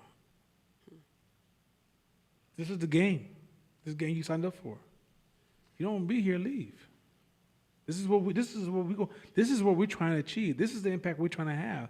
This is successes we're going for. What happens is quite often, if you stop pushing and driving the game and the importance of the game, it's easy. When trivia kicks in, for example, the reason the NFL did not want they don't want outside issues they don't control into the NFL because it's their game. Mm-hmm. Now, don't get me wrong. What pissed me off was over there, some of the racist remarks was getting out of control. But like some of the players said, I don't have time to think about this. All I think about is football. That's powerful. Mm-hmm. That's powerful, right? Don't get me wrong. I'm not saying that was the best structure because otherwise I'd still be a football fan. I haven't watched football since Kaepernick because it just became overwhelming with racism, and it became like I'm not going to watch this shit, and you're not going to tell me because it's a make-believe game, so I have the ability to choose not to watch that game. Mm-hmm. But basketball just said, okay, we'll make it part of our game. right? Saving lives is going to be a part of it. Eventually, football did too, because on their helmets, it has end racism, right? It's like, and so at the end of the day, they had to embrace some of these ideas.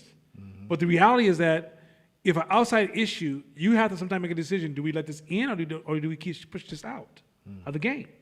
What's the game that we set up? And when you say it, you say this is why we do or don't do it. But you understand all this is make believe. If the NFL say the reason we don't do this is because this is what we believe in. First of all, they use the word "we believe in," which is pushing the idea of tribalism. And when they push the idea of tribalism, it suggests that you're part of something bigger than just the NFL. You're part of a big organization that makes you. And then also too, when the NFL makes you famous, it's hard for you to take down the fame of the NFL. When I was little, my mom was a Jehovah's Witness. My father wasn't, and they were married at the time. And the Jehovah's Witness rules are crazy. Like the rules of that game are very intricate and very controlling. So if you did some shit, like you had sex with somebody and you wasn't married, it was a whole thing that you had to go through. You had to confess your sins to the elders, and then they take you in the back room and they grill you. What happened? What'd you do? Did you enjoy it? And it's like people would rather die than go back there. And if they went back there, it's like, oh, fuck. But coming home, talking to my dad, he's like, who the fuck are the elders? So who are these dudes? They're the elders. Well, are they got powers or something? No, they got regular jobs. Yeah, so these are some dudes with regular jobs that on the weekends they get to control people. Oh, get the fuck out of here. I'll whoop their ass. Because if you're not signed up for the game, it has zero impact on you. And they had enough influence to get you to knock on doors on Saturday mornings to be like, to push the shit.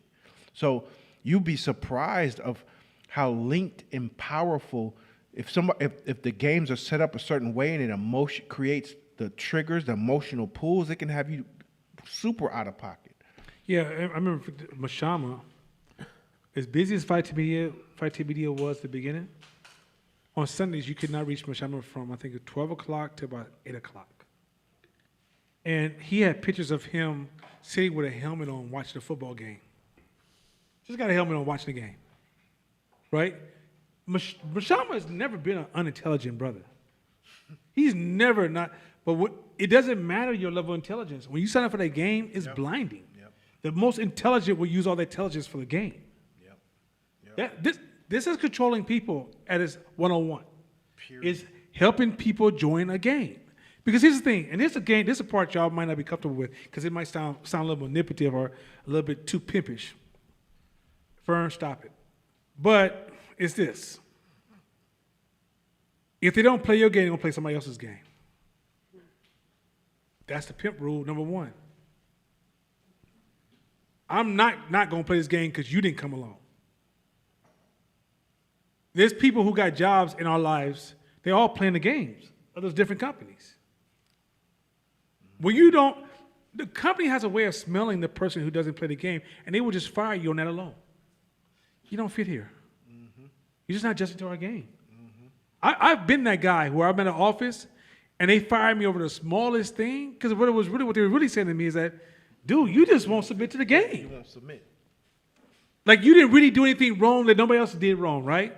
You got your job done, but you wasn't in the game. You wasn't showing up for a rally call. You wasn't in the meetings identifying. You wasn't wearing a uniform the way they were. You were rejecting the game.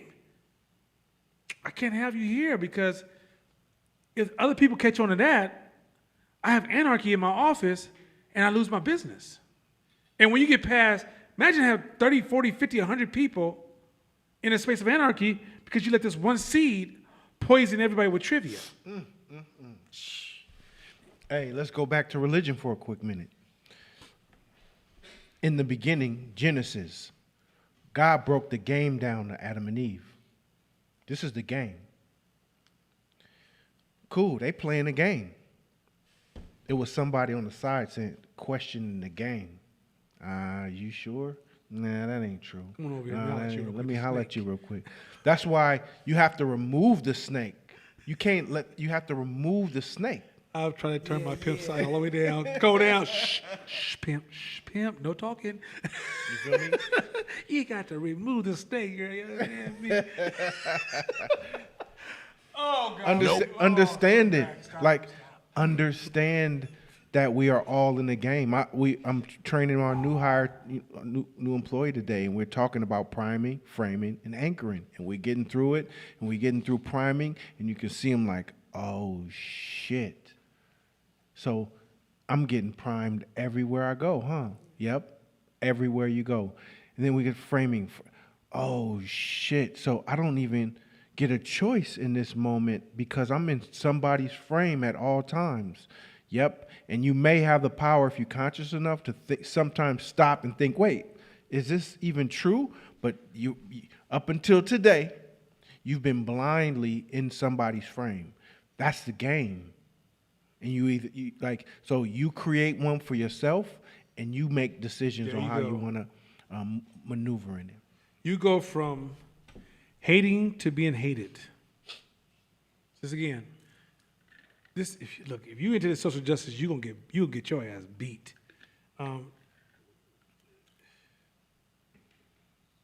The way the pimp becomes a prostitute is when the pimp is fragile. Because when you're at the bottom, you're talking about the evilness of power. But when you rise to the top, you're the one that everybody's talking about. You watch a lot of these athletes, and the most common thing I hear in our community, because people don't understand this game theory. He should do this with his money. You don't know what the fuck he does with his money. But you're broke, no money, having scarcity ass, but to tell this billionaire what to do with their motherfucking money? Right? And so, but here's the funny part. When you get to the top, if you play social justice, you'll go right back down to the bottom. So, real talk, the way this shit is structured is that you cannot let dissension destroy the game. Mm-hmm. You might have to just swipe off a group of people because they just talking too much shit. You don't say nothing bad. You don't tell them, hey, I'm firing because it's not the game. You find, hey, the other day I looked at your phone and 2 o'clock you were texting. And that's one of our policies. Gotta let you go. Or, hey, budget ain't what I thought it was. So I'm gonna I had to cut off about 20 people. Gotta go. Sorry, it's not personal. I just figured like you guys are the early newcomers. Well, really you guys are not adopting to the game. This is real life shit. Now in a kumbaya, PTA, friends and family, we don't think like that. But in business we got to. Got to. You gotta make that call, and that call won't feel good if you into that social justice shit. Because at the end of the day, you gotta live for the greater good, not making everybody happy. Mm-hmm. Next one. The game has to make sense. And a logical game will abort before it ever gets going. The best games are built on universally verifiable truths. Everyone should be able to see them if you're to be sufficiently attractive. So, the game is not about, let me say this real quick.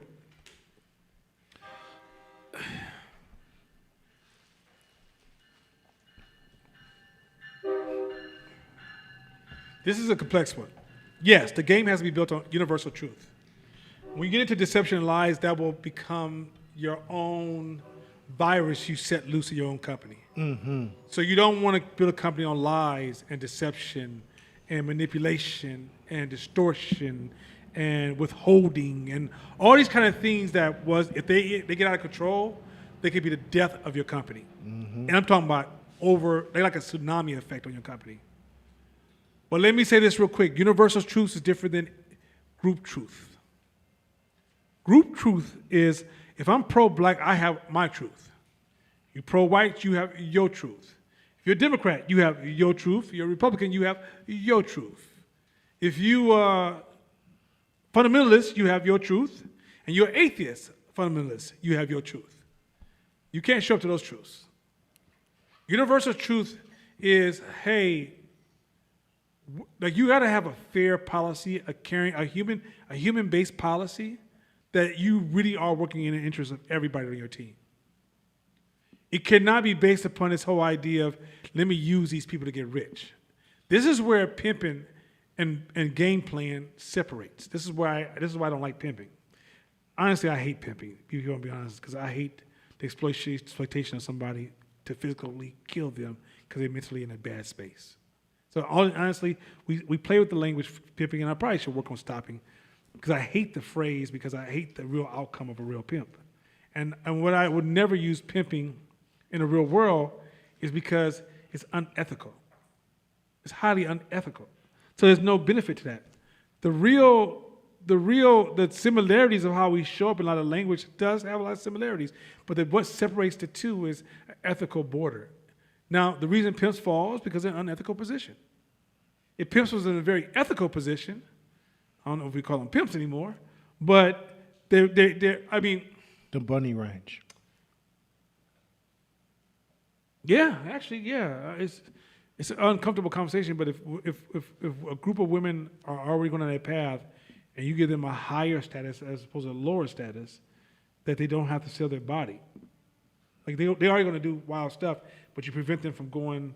It's almost like if you get away from this idea of purifying everything. Okay, give you an example. I'm on the phone with a black person and a white person. This is black sister I'm on the phone with from Chicago. And mind you, I'm working with these white people. This is a big contract. This is not like a $10,000 or a $50,000 contract. This is like almost a $400,000 contract, right? So we're in the beginning of it where we only built 100,000 of the 400. So we got 300,000 left to build. So we're talking, and they bring this new sister on the phone I never met before. And the sister's like, yeah, she's like, I'm from Chicago. I said, yo, you from Chicago? I said, that's my stomping ground. I love Chicago. I said, you step? And when you say step to Chicago, some people say they step, but everybody from Chicago really ain't necessarily stepper, but a lot of people from Chicago are really fucking steppers. She's like, nah, my family required me to step as growing up. I said, okay, that sounds like some real shit. She goes, yeah, I was stepping before R. Kelly. And the white woman said, ooh, you probably should say R. Kelly. I said, yeah, that's true. She probably shouldn't say Founding Fathers, Constitution, Elvis Presley, any other white people you want to talk about? I said, you have to learn to separate a person's act from the art they produce. I said, R. Kelly, his acts was 400% unacceptable, even though I think he needs mental support more than he needs to be punished, but that's my personal opinion. And I'm not praising, and if R. Kelly ain't no way in the world R. Kelly would have had my daughter in the house without some bullets flying through first of all, they shot all his cars and everything around him. I killed his dog, cat, everything.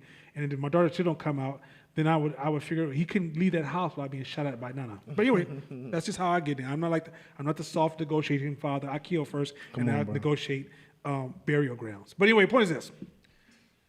But because that's my daughter, you understand me? Rules gonna change. I'm gonna go to my animal side. I'm not a diplomat. I'm not gonna be out there talking about Nzinga, come outside. I'm your daddy. I'm like, Nzinga, I done killed 5 security guards. I'm telling you, they better send your ass out. That's how it's gonna sound like that. But anyway, the point is this. But Mashama said it best when I told him the story. He said, yeah, because we got to get real with the reality of life.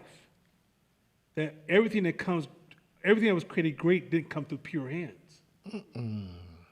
So let's get over that shit. Right? So yeah, and mind you, that doesn't mean that, let me see this for those of y'all at home who are maybe still R. Kelly, secret closet R. Kelly fan.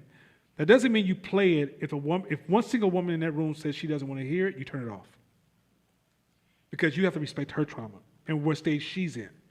It's not open to, if one young man who's been molested says he don't want to hear it, turn that shit the fuck off.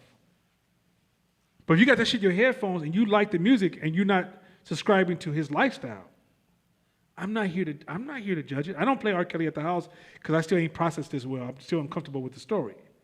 But I'm also not attacking those who I've heard play R. Kelly because I also understand that, hey, you may love the music. Now, if you go and you start wearing him on your face, free R. Kelly, now that's going to be a little uncomfortable. I'm not going to get into his cancel. I'm just going to ignore and move the fuck on. But I'm not with traumatizing somebody who's been traumatized. So let's be very careful in this conversation. I don't want anybody who's experienced trauma to think that any way I support people who create trauma. I'm totally against that shit. Let's keep rolling. Next one. A game with many beginnings will get you nowhere. Know the ground you stand on and then assemble your armament. Sooner or later, you'll need it. For a game that isn't tested isn't a game at all. People love certainty. It's part of human nature. We love certainty. And it's oddly enough, human nature also craves uncertainty, variety, uncertainty / variety / excitement or adventure. But the number one crave is for certainty. I need to know that when I wake up, the ground I stand on, I can stand up. Gravity works, the sun works. But more importantly, the game works. Some people will rather stick with a game they know than a better game that they don't know, or another game that they're uncertain of, because certainty. So when you set your rules, I think he talked about it last week. If every week you're changing shit up, then it's going to collapse on itself. So, and the start is the most powerful, because how you start is the first impression. It's the biggest impression in your mind and in someone else's mind. So how you start is fucking important, because if you muddy it up with the fucked up beginning, then the complaints and the uncertainty spirals you down to where people question your game and your integrity and the strength of who you are and the foundation of the game itself. Next one. But remember, you can have the best reasons in the world for your game and still end up with a loser if the logic is not supported by a strong emotional commitment. Okay, so the game you believe in, if you don't feel it, you can't be authentic. You gotta believe in that game yourself. What I told Mashama is something I strongly believe in. How did I arrive at my game? I became conscious at the age of 20. So conscious means I first started with a narrow tunneling around Africa and Africans. So I was a Pan-Africanist when I first started. And when I first started, I was into right and wrong, good and bad, which is, I'm young, 21, 22. And then I got tired of just sitting around in ciphers and having no impact and being broke and eating beans and rice. And then saying, what's wrong with the world? The world was stupid, but we were all broke. I'm like, well, how in the fuck we so intelligent and got no money? How in the fuck we so intelligent we can't hire another black person? How in the fuck we so intelligent we don't control a school with our name on it, right? So that started to weaken the whole foundation. And then what destroyed the foundation for me, I mean literally cracked the foundation where it was unrepairable, is when Huey P. Newton died by the hands of a drug dealer. And when Huey P. Newton died by the hands of a drug dealer, I said, what conscious community are y'all guys talking about? The game was over for me, because your game could not protect your heroes. You didn't bring your hero in-house and wrap your arms around them with your resources and your support to get your hero off the street that you wearing his fucking organization on your shirt. You ain't got nothing here. You some old, and then on top of that, like I was dealing with a lot of earthly soft ass dudes that I wanted to hit in the mouth from my old East Oakland days, but I couldn't in the name of pro-African thoughts. But I was like, man, you a bitch ass dude. I don't know why I'm debating you. I just hit you on your fucking mouth, right? This is how I was back then. I changed. And so at the time, I didn't like, I don't like soft dudes, because you grew up and that's how you survive. By like, if you walk down the street and there's soft dudes around you, you jump by yourself. So I didn't like soft dudes because it was part of my survival growing up in a hostile environment, right? And soft dudes also, they always created drama. They were so sensitive, emotional, or they would shoot you because you told a joke. Right? So I don't want them dudes around you. When they play basketball, they call foul when you just wave your hand at them. Foul! Ain't nobody even touched your soft ass, right? So at the early stages, before I understood soft in my maturity, I just didn't like soft dudes. So, and then the conscious people, they were just full of soft dudes. Oh my God, they were so soft. They were just, man, if someone went down, they all run, right? So Huey P. Newton dies. I'm like, I'm done. And I knew I shouldn't be messing with these soft dudes anyway. But I love my people. Hands down, and I love myself. And I refuse to accept whatever the past was with white and black. I don't need to live that shit. I can be free if I fucking want to, but I gotta start the path of freedom. And so I picked up a book by Amos Wilson, The Blueprint of Black Power. And mind you, this is after I met John Henry Clark and Dr. Ben. And they were talking something different than everybody else. They were like, hey, this conscious shit is like self-help. It's kind of like narrow. It's not the bigger picture.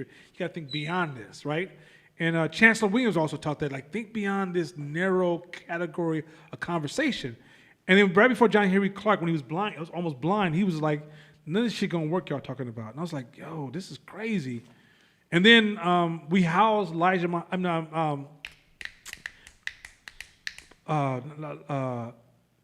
Khalid Muhammad, which was Farrakhan's right-hand man. When he left the nation, he came out to Oakland, and we kicked it with him for a day. And I'm just hearing these conversations. I'm like, this ain't going nowhere. It's a lot of petty shit that don't matter about nothing. So at the point I started realizing, as I started doing the work, somebody finally came to me and said, if you don't understand freedom, you don't understand consciousness. And that shit hit me in the gut like somebody was, like Mike Tyson said, let me hit you one time. And that started a foundation where I started to start on a journey of what is it going to take to be free? What is it going to take to be free? And I realized, well, we have to control our systems, because systems require resources. And you have to understand that whole infrastructure. But how am I going to tell somebody how to control systems when I ain't never ran nothing? So my first job is I need to run a business so I can learn systems so I can show it to my people and then pass it on so my people can control their systems. And that's the beginning of freedom. The beginning, right? So when Mashama met with me, I developed a clean narrative of why I'm here, what I want to do, where I'm going, and what I want to achieve. I even had an argument of why money was valuable, but how it's in its place. Money's not all things. So if something asks us to compromise our values or betray our people or undermine or hurt what we stand for, we won't do it. Where we go wrong is when we chase money, we can't be consistent. You don't really have a story. You can try to put a story, you can have, like, if money is your focus, and you can try to put a story around money, but when people bite through it, they're going to hit a rock, they're not going to hit a peanut like an M&M. Right? It's like, because in the end, it's nothing there. This is why money cannot be your goal. Because you got to have a bigger motivation. Even if it's like, I want to save all the kittens of the earth. So I'm opening my animals because this is a story of how I'm seeing animals being treated around the world. And these are things I totally disagree with. For example, the Buddhist community in their life is precious raises tigers to kill them because some of the stuff in tigers they make a medicine out of, right? But if you're not aware of the world, you won't see that. But if you're aware, you're like, yo, I don't believe in that. And I believe in animals having a fair opportunity. So now when you're running your business, your decisions and your directions and your policies and your procedures, there's a consistency. This is called brand consistency. Remember when Apple came out, they said, we want to change the world, which they did. Apple Computers is huge. It's because the hurdle to getting into technology was learning it and its breakdown and its fragility. Somebody comes along and says, I want to make this where every human being that touches this machine will have a voice to impact the world. And so Apple sees itself as being a revolutionary company. And in everything they do, they're always echoing revolutionary. Now, if a CEO comes along and starts to make them focus on the bottom line, which is profit, they'll lose their best talent. Because the best talent is only there to play the game of we're going to be the revolutionists of information and change the way the world is being seen by each individual in this world. So you guys get on with this, like, you got to own that game to the point that if you walk into the office and there's a design in the office that is inconsistent with the game you're creating, you're like, if I walked in here and they painted red, white, and blue on the wall, I have no beef with America. Honestly, I don't. I don't like the way it got started. But I also see America as being, and I disagree with a lot of the racism that drives America that's anti my people. I totally disagree with it. But I also see America as something that's very revolutionary in human history. So there's a combination. I hold two opposite thoughts. So I'm not an anti-flag person. I'm just sorry I'm not. I wouldn't be able to reach you if America was like Afghanistan right now.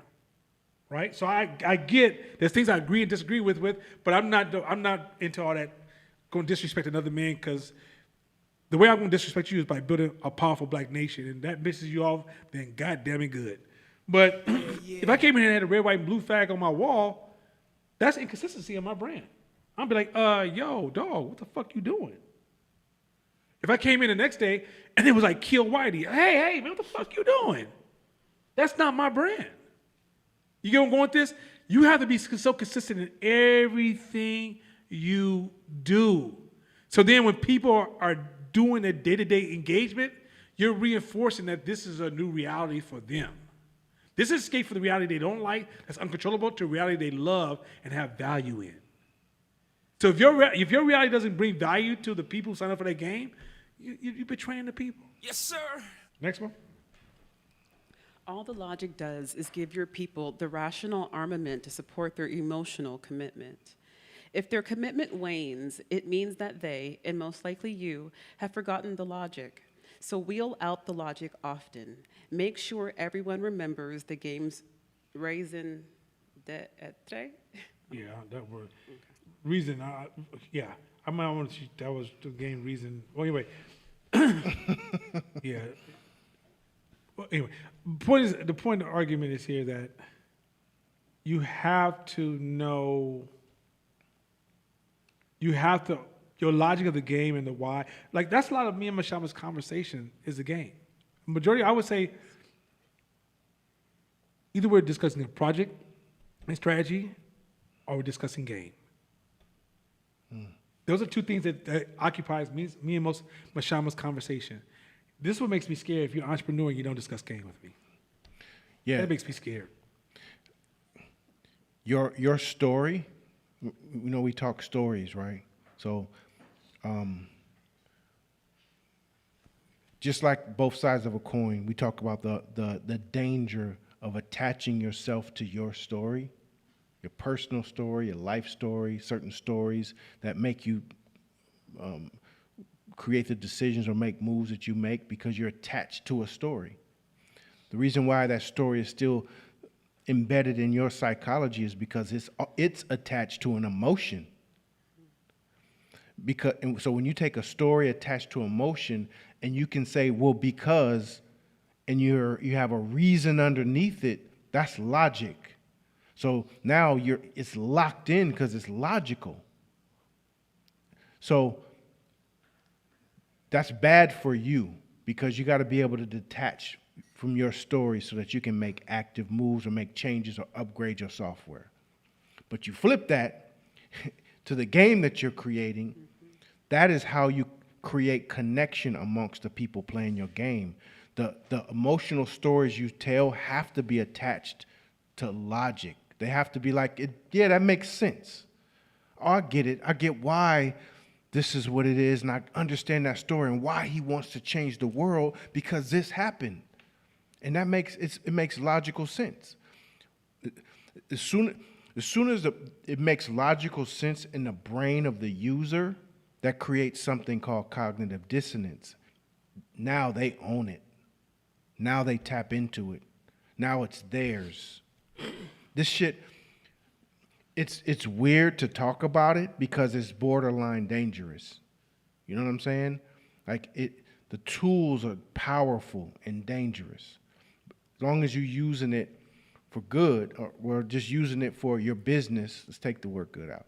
But as long as you're using it for your business, but this shit is so deep and powerful because that's how relationships, in terms of cognitive dissonance, they've done studies why even people stay in fucked up relationships. And it boils down to the story that was told and the logic assigned to it. He said he was going to quit. I told him, get your shit, get out, don't ever come back because I told you if you continue to do this drugs or alcohol, it's ruining our life, get out. And he begged and begged and begged and said, you all I have.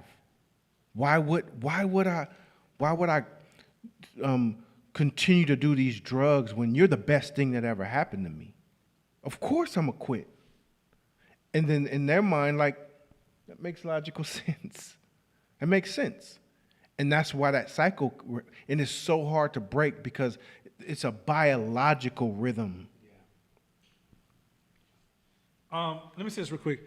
We're introducing in this class. We're almost finished. We're going to finish the game. It's a 3-week introduction. This is the foundation of game theory. But now we told you about this.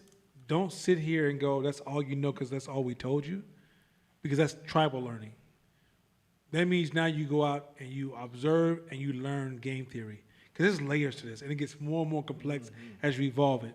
But we're giving you the idea, now you know this thing exists. I think most people just don't, black people don't even know game theory exists. And even when you have discussions, you'll understand a lot more of how systems will work around you when you start understanding game theory. If you understand game theory, and here's the funny part about game theory. When you operate in game theory, and an outsider, like for example, Edward Snow, or a reporter comes in, and they from the outside, and they be like, this don't make no sense to me. Do you understand why we even playing this game? Like if you were in the NFL, I could debate a whole bunch of logical, illogical things. I'm not in the game.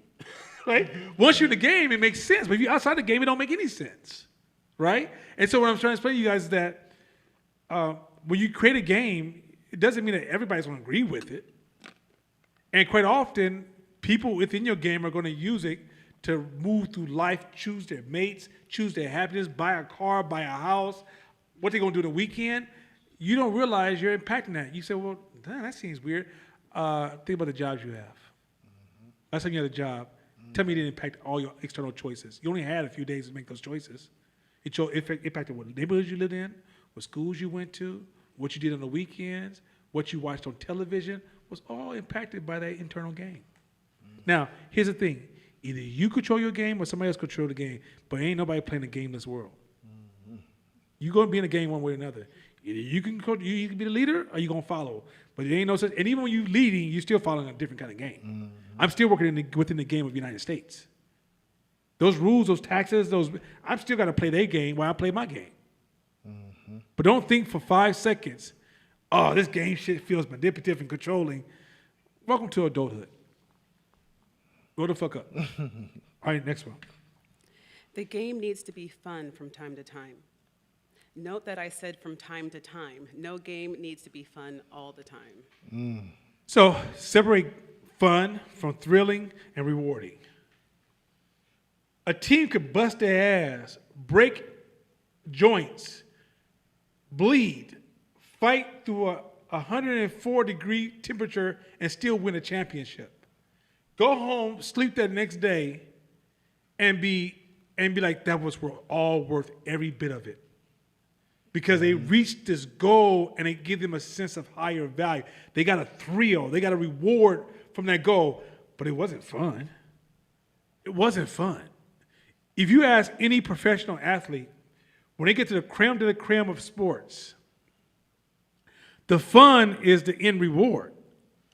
Both teams have beat a whole bunch of people to get here. But when they get here, they're so serious to the point that they got, if you say my knee is acting up, everybody knows when you go back to that locker room, you better go get that shot, bro. We need you back in this game. We know, or you might say, wow, my thigh ain't feeling right. I understand that. Let's have motherfuckers separate. We need you in this game. You saw Durant, you saw fucking Clay try to get back in the game, right? Logically, they should be like, I ain't fucking up these legs. These are $1 million legs. I'm sitting my ass down. But instead, it was like, yo, I'm see what I can do, coach. Stop thinking that everything needs to be fun for it to be rewarded. We do it to our kids. If it ain't fun, it's not rewarding. No, rewarding is being part of the family. A stable family is a reward. Fucking having a house that runs better. Like, you may not know it's great until you look around you like, oh shit, we got something nice here because we put the work in, and that feels good, but didn't mean it was fun. When you fucking taking care of that beautiful body of yours, that shit ain't fun every fucking time. Cassandra, that shit fun every time? Be honest with Not me. every time. You goddamn right it's not fun every time. You tell me it's fun every time. I'm like, Cassandra, you gotta come off. Whatever that shit you take it is too strong. You done mixed it with frog juice. It's just too much. But the point is this, it's no such game as fun all the fucking time. Yeah, hey, I remember 2018, I think it was the first year I was teaching the class, maybe the second year. And I had to go to LA every weekend for 6 months to pop up. And I had just hired a person, and he was like, what the fuck did I get myself into? And so we out there popping up every weekend, back and forth, back and forth, back and forth. Wore myself out, wore him out, wore each other out, but we got the job done. He ended up getting another job, moving on. Saw him at the fashion show. He came up and gave me the biggest hug. He was like, some of the most funnest times. I will never forget that 6 months. That was the most amazing time. All the stuff I learned, all the game I learned from you and them drives and learning about emotional agility and ego as an enemy. I teach this to my employees that I make them read that. He was so juiced about that grueling 6 months. And I was so excited to be teaching him shit that I was teaching in this class and learning from you that I'm just practicing on him.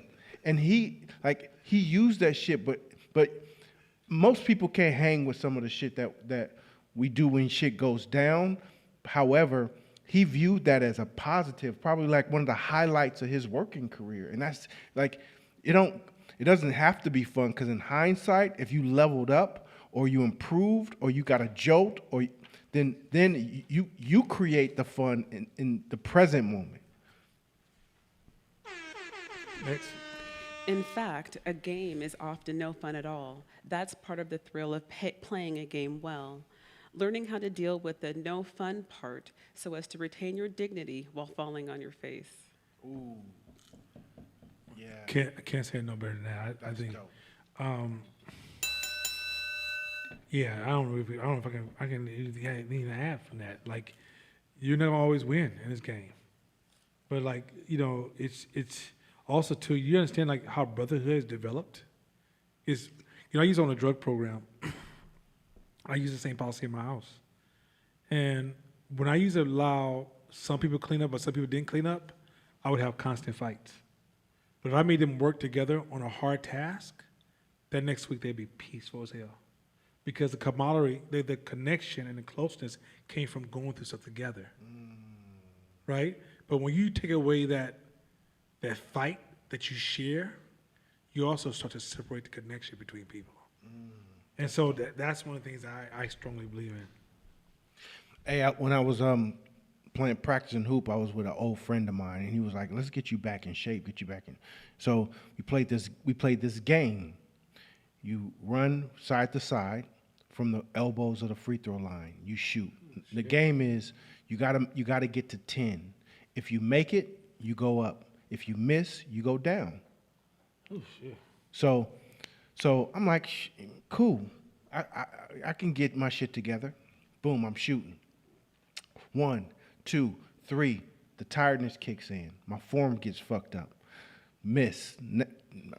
2, 1, 0. -1. -2. -3. But you can't stop moving. So now I'm like, what the fuck did I get myself into? This shit ain't fun at all. But so I want to quit, because I can easily quit. Man, look, it's been years, man. Give me a break. But then my brain goes, no, let's fucking do this. Concentrate. You're exhausted. And I worked my way back up to 10, and then when it was over, I'm like, damn, that was fun. It ain't fun in the moment, because the game is supposed to create tension. The tension, the excitement, the uncertainty is what creates the fun. Yeah, I started cycling hills about 2 months ago. The first time I couldn't get up the hill without about 5 stops. Now I can go up the hill with 0 stops. It don't feel great, but I love it. Love it. Jump on that fucking plane. You can go by yourself and kiss my ass. But I loved it, right? I run stairs now. So I got to the point I could run stairs. At Joaquin Miller. Hate that shit. And I love that shit, right? That's that more complex way of understanding human behavior. Stop looking for all fun shit. That's almost a damaged space. Go ahead. Yeah. This is the most important part. This is a nice conclusion at this point. Go ahead. If you can't think of a good game, steal one. Anyone's ideas are as good as your own. But once you steal somebody else's game, learn it by heart. There's nothing worse than pretending to play a game. So let's say a game out there, you're like, yo, I want to create my own NBA team, my own basketball team. First of all, you need to learn that shit for real, for real. If people tell you that you don't own that conversation, they're gonna read right through you. Because when you bring somebody who's passionate about it, they eat and breathing and drinking that shit before they even started working with you. Or if they come into your company, they're like, yo, where's the material? Because I'm ready to eat, breathe, and drink that shit. And if you are shallow and can't feed them what they need, if you can't give them what they want to feel what they need to feel, you're going to be exposed really, really quick. But let's say this also, this is the most important point at this point. You don't need to come up with a perfect game on your own. There's so many games already played. There's almost every form of game. If you take a game that's already out there, it's already designed, you study the fuck out of that game. This is, okay. Remember I told you guys at the beginning of class, the worst form of knowledge is observation knowledge? Because if you don't understand game theory, you don't really know what you're looking at. So now let's say you go into a company, you want to study their game, right? And you even get insights where you're like, yo, I might have to even work there to get this game. For example, there's a group of restaurants in Phoenix, some of the best food. They have a big chain there. They're in Phoenix, Portland, they're in Denver, they're in Southern California, a whole bunch of places. About 20 years ago, the husband and wife wanted to get into running high-end restaurants, but like chains of really high-end. Like they're chains, but they're really, really high-end. They love to cook. They love the idea of running a business. So what they did was they raised enough money through friends to quit their job and work for a whole year at the top-of-the-line restaurant for free to learn the game, right? And when they learned the game, they learned the game of that restaurant game, and they tweaked it to meet the needs of their game. But they also walked away from the restaurants with ownership.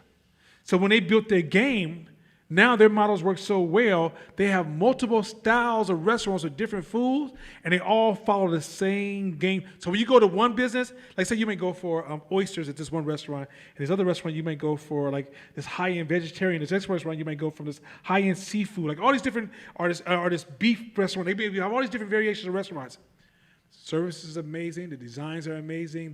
The presentation is amazing. The attitude of everybody is very similar. The way everybody make you feel like you're part of the family that just met you. If you tell them that I heard about you and I just came in out of town, we're going to give you free dessert because we want you to really taste some of the things the chef is doing. And then the chef will come out, meet you, shake your hand, and like, hey, I prepared this one thing. You want to try this real quick? They master a game. And all they're doing is copy and pasting that game and making sure that game is sustained. And then when they have their organization meeting, when everybody comes together from all the different teams, they feel like one family because they all playing the same game. They just might be different restaurants. They kind of internally competitive, but yet they're all part of the same family. You guys get going with this? So once you guys are looking at businesses, don't look at businesses as input, output, beautiful designs, logos, professionalism, suit wearing, King's English, speeches, motivational tone. What game are they playing? Hey, I want to. I never really, Rain and Red Door Catering. You just think about food, right? I never worked with her. She did an event for me years ago. My little sister. But to watch her in the fashion show, she understands the game. So we had decorated it in our heads already before she got there to do her shit. I'm like, she's just doing the food. So, like, we put her over there, but some shit over there. But then, I'm focused on my shit. She walks in, and she's been doing this so long, and she's so good at the game of it, fucking blew my mind. She walked in, she said, okay, wait, stop. So, walk in here, people will start getting fidgety about right here. Put a table here, and I want drinks here. Because once they get drinks, they'll feel more comfortable, get looser. And then their eyes going to go directly after they take that sip here. So I want you to put this here. And I'm watching her maneuver shit around based on the behavior of humans. I'm like, that shit is dope. Because she understands the game. It's not just about the food, it's about the experience. And it's about her rules to the interaction. Basically, her game is the interaction game. How do I make my customer or my user walk in and have a flawless experience from the time they walk in to the time they walk out? Well, it's how the game is played, but the game is bigger. But it's like in basketball, they're not throwing it like a football; they're shooting it in this hoop. And then how they play and how they move, her strategy in the game because her game theory is. I watched her develop game theory. This is what she used to do at a restaurant. This is when her first logo was designed by 510 Media. She came in, she laid out a table, like this is beautiful laid out table full of food, right? And when she laid it out, it was pretty. Whatever the fuck that means. But that's not what she's there. The game is who she wants to be in the industry. Now, who she wants to be is going to dictate how the game is played within her industry. I mean, how her team shows up and plays the game. Rain would sit there and watch everybody touch every item on the table, and I'm not even bullshitting you. It was the weirdest thing, because at the time, I didn't understand game theory. I'm watching her, she's like this. So the food is coming in, and she's sitting like this. Not even smiling, not even greeting. She just locked in. And then all of a sudden, I come back the next time, this is no exaggeration, and she'll verify it. Next time I see Rain, the table's different. Layout's different. I said, what happened, Rain? That didn't work for the last time because Oh, shit. Rain, so now Rain Rain has a space up in Oakland Hills. Rain has got the nice red door train, the big truck with the red door, right? Rain driving a nicer car now. She ain't driving the hoopty. She's driving the car. And Rain is dressing a little fly down. And everybody has uniforms. And she has people on salary. So she does a big presentation when they had the Black Panther celebration at the Oakland Museum. Now this is a big layout, huge layout. Guess who's sitting over there studying? Rain. And guess what she's studying? Now let me be very clear about this. Because she owns the game, everybody on her team knows what role to play. So she's not telling the center, hey, center, you know you gotta get some fucking rebounds, right? The center knows, hey, 12 rebounds for this game, you gotta go to 16. I need 16 rebounds. And I need them in perfection. You have this many seconds to get it to the shooting guard so you can make this kind of shot on the other side of the court, right? Her level of detail awareness, and then when she comes back to the office and sits down with her whole staff, they're watching game tape through her description. Here's some things that went well. Here's some things that didn't work well. Here's the things that we have to prove. And back again, this is our why we're improving it. This is who we are. This impacts how people see us. You're part of this winning team. You are why we're successful. But we can't be successful if you playing that game over here when we play this. I need you to play like the Spurs over here. I know this other team looks sexy with the dunking and all that. The Clippers look good. They all high flying, but they ain't going nowhere. We try to win championships. And Rain, literally to this day, still, I called her the other day. I was like, Rain, I want to work with this chef I heard of. And she's like, okay, so let me break it down. These are his strengths, his weaknesses. Here's the psychological shortcomings. She's taking her business serious. Rain made so much money catering. Not only does she drive the car she wants, she bought a house that's almost all glass. A huge house that she lives in by herself. Plenty of money. To the point, every time me and her engage, it's one of those things, I buy. It's just ridiculous. I'm talking about, like, for example, I want to hire the chef. And she said, what do you want to pay them? And I was like, what's the market rate? She says, it's $900 to $1,000 a day. I said, cool. I said, how much you guys going to pay? She said, whatever you paid, I'll pay the rest. Come on, Rain. Right? Because she's financially strong. But her freedom and financial strength is because she don't play with this game. Everything that happens under Red Door Catering, she's analyzing it, and she's adjusting it, she's tweaking it, and she never lets it stay the same. Red Door Catering, if you see them today and you see them tomorrow, they're going to evolve. You see them tomorrow, you see them next, they're going to evolve. Because why? She's investing and evolve. Now, we may all disagree. Nobody's perfect. And I'm not trying to say Rain. Hell no. If you find some imperfection, like, I saw this mistake. Yeah, she made a motherfucking mistake. Just like your punk ass made a mistake this morning. But point is, I'm saying is that Rain, her degree of understanding the game she's playing and how to tweak it and adjust it and engage it. A lot of people are so money focused. The only time they adjust is when they feel like the money's under threat. Otherwise, you get comfortable. You don't realize that's not the game. This is why you will eventually fail, or you will, okay, this is gonna happen. Either business will die or you're gonna die. That's really gonna happen. Because in order for you to maintain a transactional business, the amount of work that you're gonna put in is gonna kill you, physically kill you. It can kill our family, relationships, life, body, spirit, everything.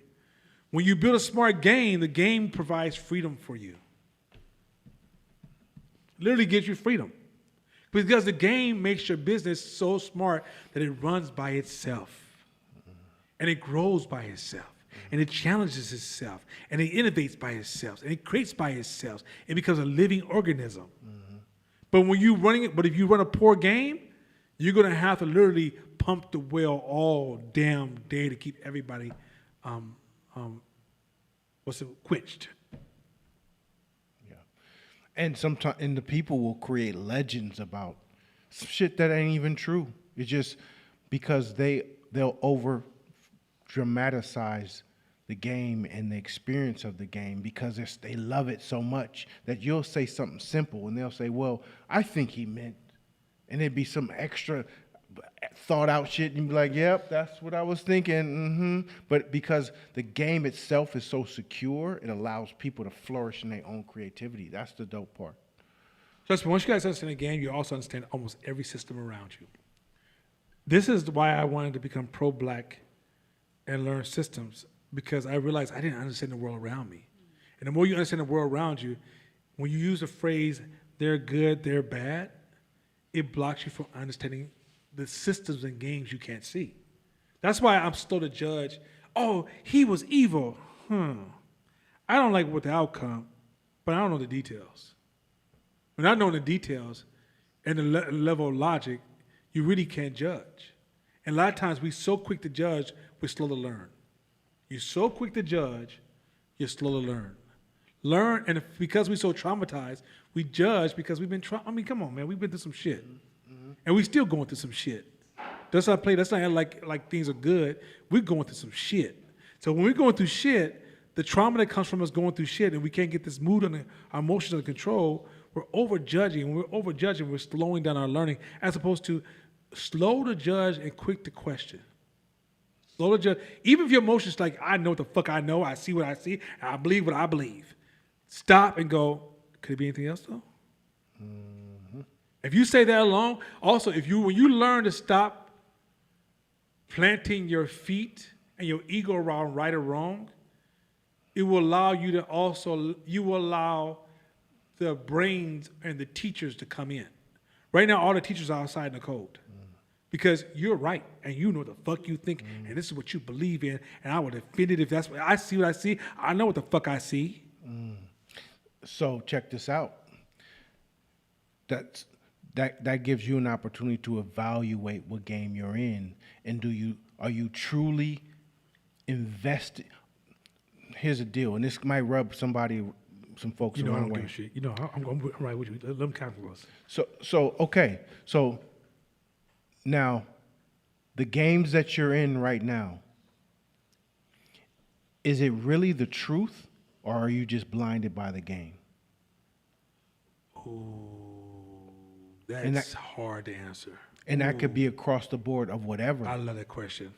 That's a hard one to answer. Sometimes if you take the veil off, first realizing you're in the game, then you can evaluate, damn, is this really the truth? Because some people this is the truth. Man, you're stuck in the game. You're blinded by the game. And so that's why you got to be prepared and be ready to divorce the shit that you really into. Don't mean you have to, don't mean you do, but just if you stay in that space to be like, well, I'm ready to divorce it. I'm like, I could divorce it. Then that allows you to be open to other truths. Man, can I tap into that for a second? There's two things. I have two examples in my personal life. That's why I walked away from Christianity. Exactly one reason I stopped being a Christian, to learn the game. Because I was so blinded by the game, I couldn't be a Christian. Not a Christian in the most comfortable definition. I couldn't follow God if I was blinded by Christianity. Because Christianity came with such a rich traditional game. And I think the book of David talks about that. when the game gets so, like you get so caught up in the game, the tradition, to the point that you're not really following God, you're locked in the tradition, right? And I walked away because I was like, what am I doing here?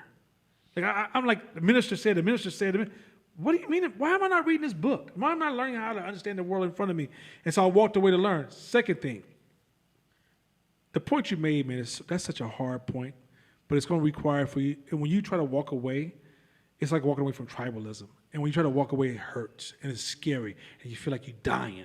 But let me say this real quick. I realized that you don't control billions of people by police. You can't.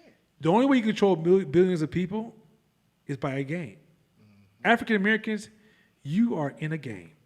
And here's the cold part about African American game.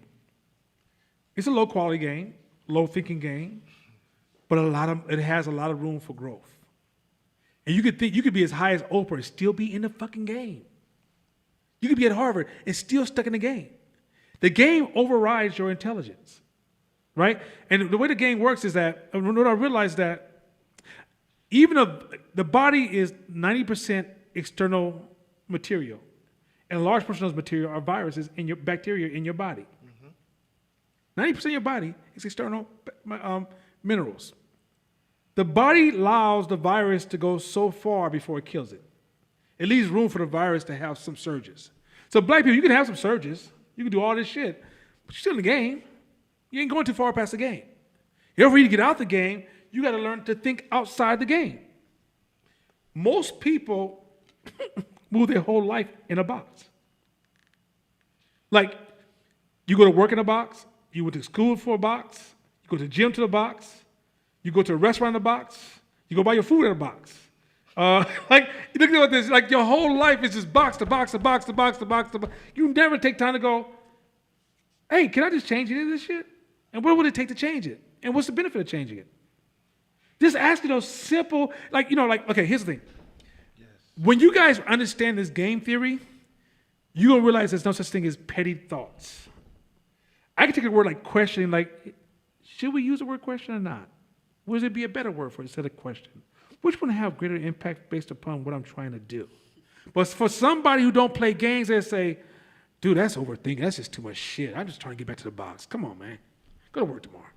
Do your job. Go to school. And then get ready to die. Box, box, box, box, box. You're born inside of a box. Very few of y'all was born outside.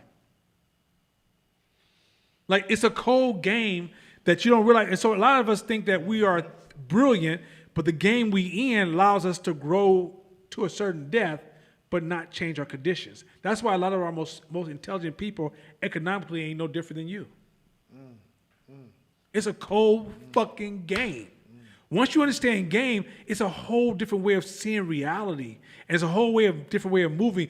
You start to like go into rooms you thought, I can't go in that room again. You start to touch things you wasn't supposed to touch before. You start talking to people that you thought would never talk back to you. You start asking for things that you actually fucking get. So check this out. Now I'm getting kind of goosebumpy with this shit. This is real. So when now you have the freedom, you take your own freedom to choose which games you want to play. Some games you may walk in and you're inherently just a pawn. Now, most people be like, fuck, I guess I'm a pawn my whole life. I'm a pawn. When you're able to remove yourself, you can pick different games and you'll be different players. You know what? In this game, I'm a pawn, but in this game, I'm the queen. In this game, I'm a rook. In this game, I'm this. In this game, I'm the board. That's what gives you the freedom when you detach and you're willing. You don't have to subscribe to what other people deem you as. You walk into a room and they're like, you're the peasant. Okay, that's cool. I'm not going to accept that. I can decide if I want to play it, but you know what? I don't. I walk away, do the work somewhere else, and I can I can play a bigger role or create the game myself.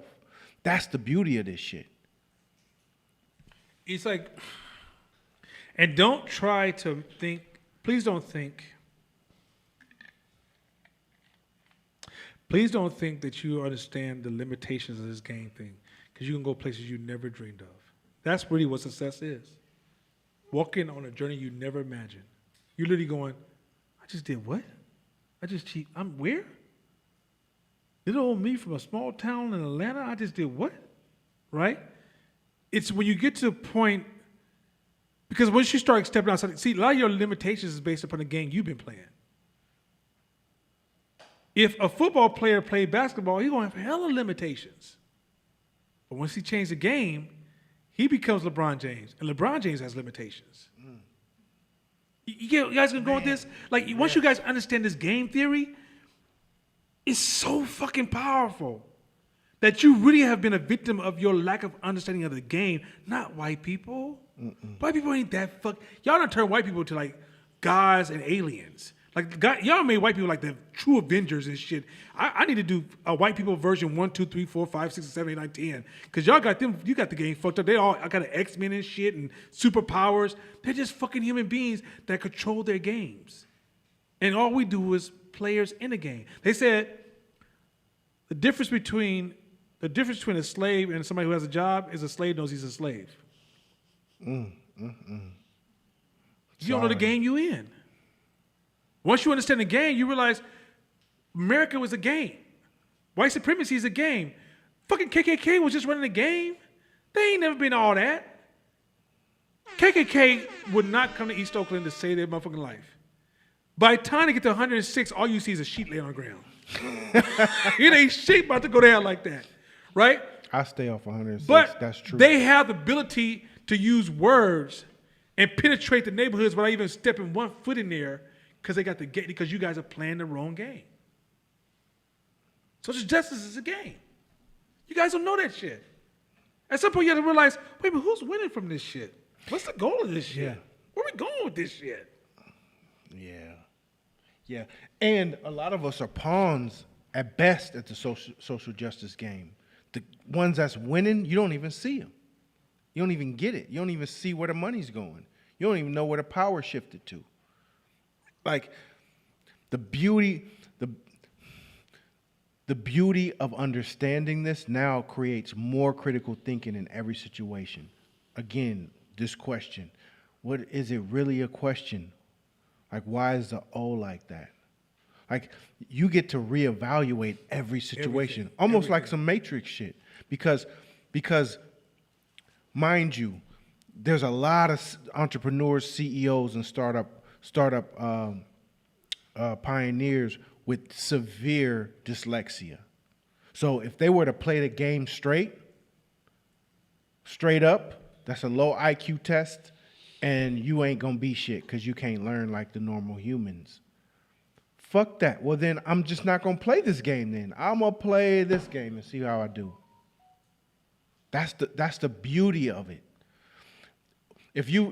It's easy for some of us who've been kind of outcasty, outcast, rejected our whole lives, never fit in, either too black, too white, talk too black, talk too white, was too fat, too skinny. Those people, all that. It's easier for you to be able to detach from certain games because you as an outsider anyway. Yep. So now all the complaint about being an outsider, you can use that shit as your superpower to create games or shift games. That's a dope ass point.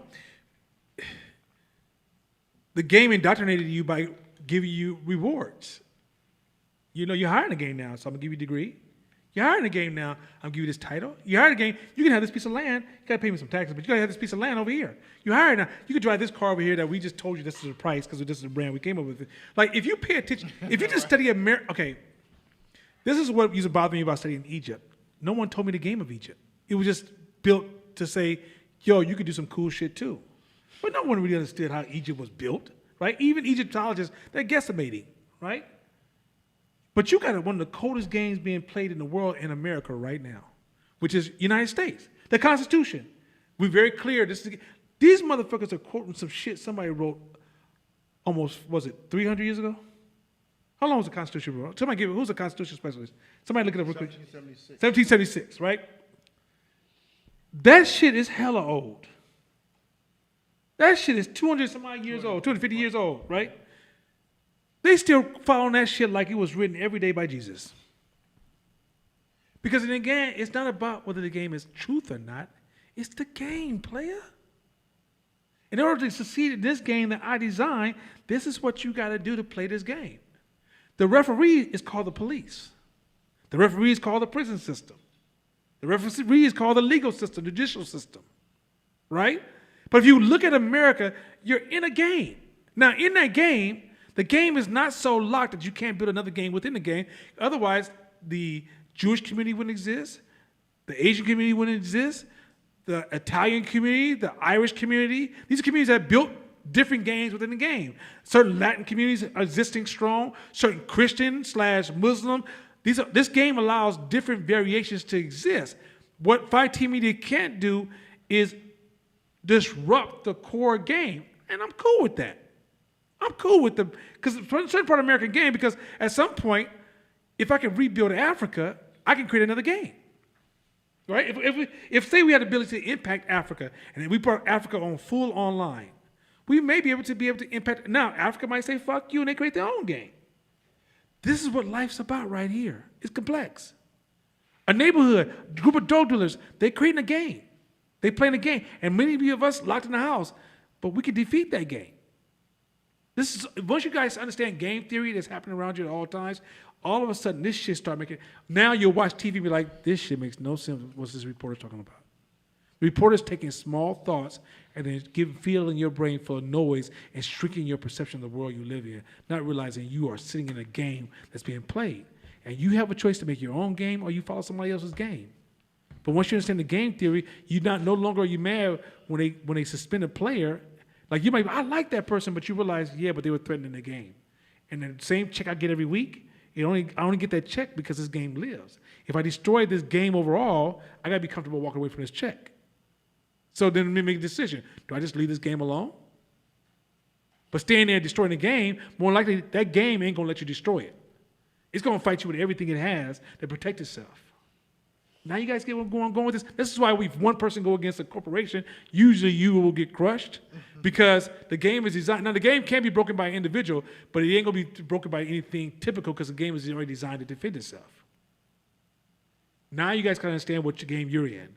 And in the early stages, it starts off with first, you understanding a game. 2, you learning a game. 3, you understand that you gotta stand for something. You gotta stand for something. And you can't chase money to be successful. There's no such thing as chasing success. This is why I hate fucking self-help. Fuck self-help. Okay, now you heard me say it for the first, fuck self-help because it got you fucked up. They taking your scarcity-ass mindset and telling you money is the end goal, and that's never gonna be the end goal. Yes, the Bible was right. You ain't going nowhere chasing motherfucking money. If you want to go somewhere, stand for something and let money be the product of what you stand for. I mean, that you could be a billionaire for what you stand for. So when you tell me Bill Gates made all this money, you motherfucker, you're right. Anybody who stands for something that's stronger at what they stand for probably will be a billionaire, especially when you got 8 billion people on this earth. You never demonize another man for having billions, millions, or motherfucking trillions, right? But what you got to understand is that pay attention to what they stand for. If y'all ain't tripping, Bill Gates is actually kind of becoming hella dope to me. When I first saw him, he's corny looking, boring, hard to listen to talk. Feels like a nerd. Feels like somebody probably would have beat up in school. Cool, whatever. But that motherfucker stands for shit. He stands for shit. And here's what y'all don't understand. He can't give his money away fast enough. He makes more interest than he can give away.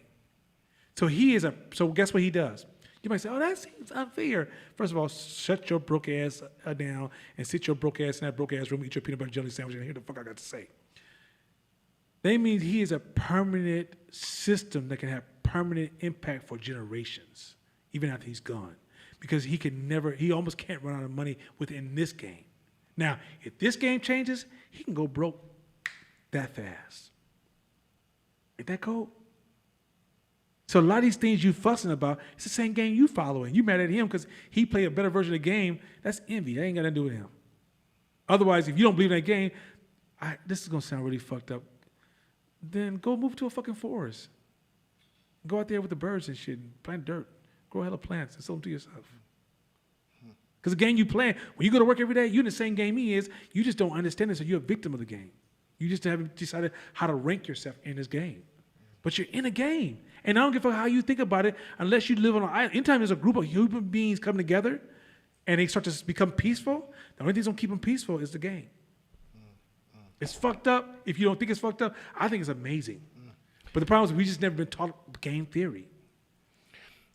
And I'll add, there's red, there's gray, and then there's no color. No color is the general rules of the game that everybody's indoctrinated to play by the rules. The rules. You're taught the rules. Then there's the gray areas, and then there's the red. Now, remember, it's almost fucking impossible to come up by just playing by the rules and not in the gray areas. You gotta learn how to embrace the gray areas as well. That's so fucking tight. A lot of times we get so rigid because we're rule followers that we'll stay in we'll stick with the rule. These are the rules, without exploring the gray, because we can't win without having access to the gray areas. Now, the red, you hit the red, then you know, Yeah, you might be in jail. you're gonna be fucked. You're gonna be fucked. Yeah. But there's so much gray area to play with. Especially in America, it's hella great. In America, there's so much fucking gray. I noticed this a lot of times when I'm on a freeway. The carpool lane is from what time to what time? It's from it's 6 to 10, and then it's like 3 to 7. Yeah. Now 11 a.m. I'll be on a freeway, and the carpool lane still got hella space, and it's packed back to back traffic in all the other lanes. Because people are so used to following the fucking rules, they won't think to look at the clock and be like, oh shit, it's 11 o'clock. I can go in this lane. They scared. They have almost imaginary fences around them because of the rules. As an entrepreneur, as a black entrepreneur from the hood with trauma, you cannot expect to fucking come up playing by rules. Hey, any questions? Because I ain't saying shit after that. That shit was fucking amazing. That's a good best example. Matter of fact, I want y'all to wake up with that fucking, I want y'all to hear his voice when y'all wake up in the morning. That shit was cold. Any questions? We have a few on mine. Okay, go ahead. Because that shit was, hey, replay that part again. When this class is over, replay that last phrase because that was a beautiful summary, bro. That was tight as fuck. Go ahead. Tavita, how does ego play a role in playing the game and dominating it? Can you remain authentic all the time when you come into an awareness that you are playing a game, or should you and keep why you are playing and your purpose? I'm kind of confused by the question. Can you say it again? So try one more time. If we might ask for clarity, but tell her don't hang up on us because I think she got something I want to respond to. But go ahead. How does ego play a role in playing the game and dominating it? Can you remain authentic all the time when you come into an awareness that you are playing a game? Okay, so real quick. Let me ask the first part one at a time because I think meshing them together, I get lost by the time you get to the end. Because you're not who you think you are. That's what the ego is. You're not who you think you are. Once again, ego, you're not who you think you are. You got to be able to walk, you have to be able to be who you want to be. If you want to wear that mask or wear that persona, wear it. But no, you don't have to be that persona. See, when you play the game, if you're going to become a game controller, that means you can go in and out of character. The people who run the NBA, I don't think their home looks like a basketball court. I don't think they have NBA parties only. I bet you they probably only play golf. I bet you if you gave one of those billionaires basketball, they couldn't make a shot. That game he was playing, they would die because they'd never make a shot. Right? But when they do go to an NBA party, they believe in that. There's this thing where as you get older and as you learn more, you realize when you learn to step outside the game, I think what helps me step out the game is when you realize, I think, first, that you're going to die, man. You ain't here forever. So a lot of these ideas you subscribe to are just in your fucking head. And a lot of shit you get mad about don't even fucking matter. And you talk about wasting time. Sometimes when you're wasting time, that's the most important thing you can be doing. So when you step outside the game, you're going to realize that the opposite could matter just as much as what you believe in. But you have to ask yourself what you sign up for. I can hold two opposing ideas at the same time. But when you become egotistical, you have a tendency to just stay in one idea only. I learned the opposite of my idea and learned to embrace both equally. And this allows me to navigate in and out of the game and be able to change the game. If I was not able to step outside the game, I can't change it because I'm engulfed in the game I created. So your ego becomes a trap because it takes away your mobility, your flexibility to navigate in and out and go out and, okay, like imagine you created a game. You're going to have to be able to walk away from your game and go sit at a hockey game, go sit at a baseball game, go sit at a place where they don't even play those kind of games and come back and go, yo, I got some ideas, I want to change our game. But if you're locked in your game, all you see is NBA, your game is stale. You suck. You don't really own that game. I also theorize, because I've never been in a situation, but I think with ego and being a game creator, if you don't know how to temper your ego, maybe that's how the Hitlers get made. Maybe that's how the Idi Amins get made. Yeah, Maybe that's by how far. those leaders who start doing grotesque shit to the people that play their game because they feel their ego will tell them they're justified in certain actions that are inhumane. That's just my theory. And also when the ego is controlled by, usually ego requires external reinforcement or validation. And if the ego is too strong, you can't create your own game because you're stuck on the, you're addicted to the validation of the game that's controlling you. Right? So like, for example, it's rare that a person graduated from Harvard ever goes to a party and doesn't mention they went to Harvard. It's rare as fuck. It's almost unheard of. It's a known thing that if somebody goes to Harvard or one of the top universities and they had a party with new people, it's going to come out, right?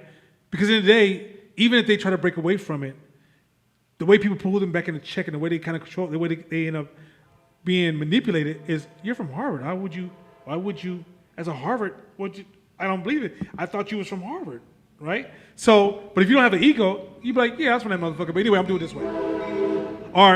Or you might even say, that was a cool journey, but fuck Harvard. And this is why outcasts do better because we didn't build loyalty because the systems this is why most entrepreneurs see students because they never built loyalty because systems never gave them no reason to be loyal.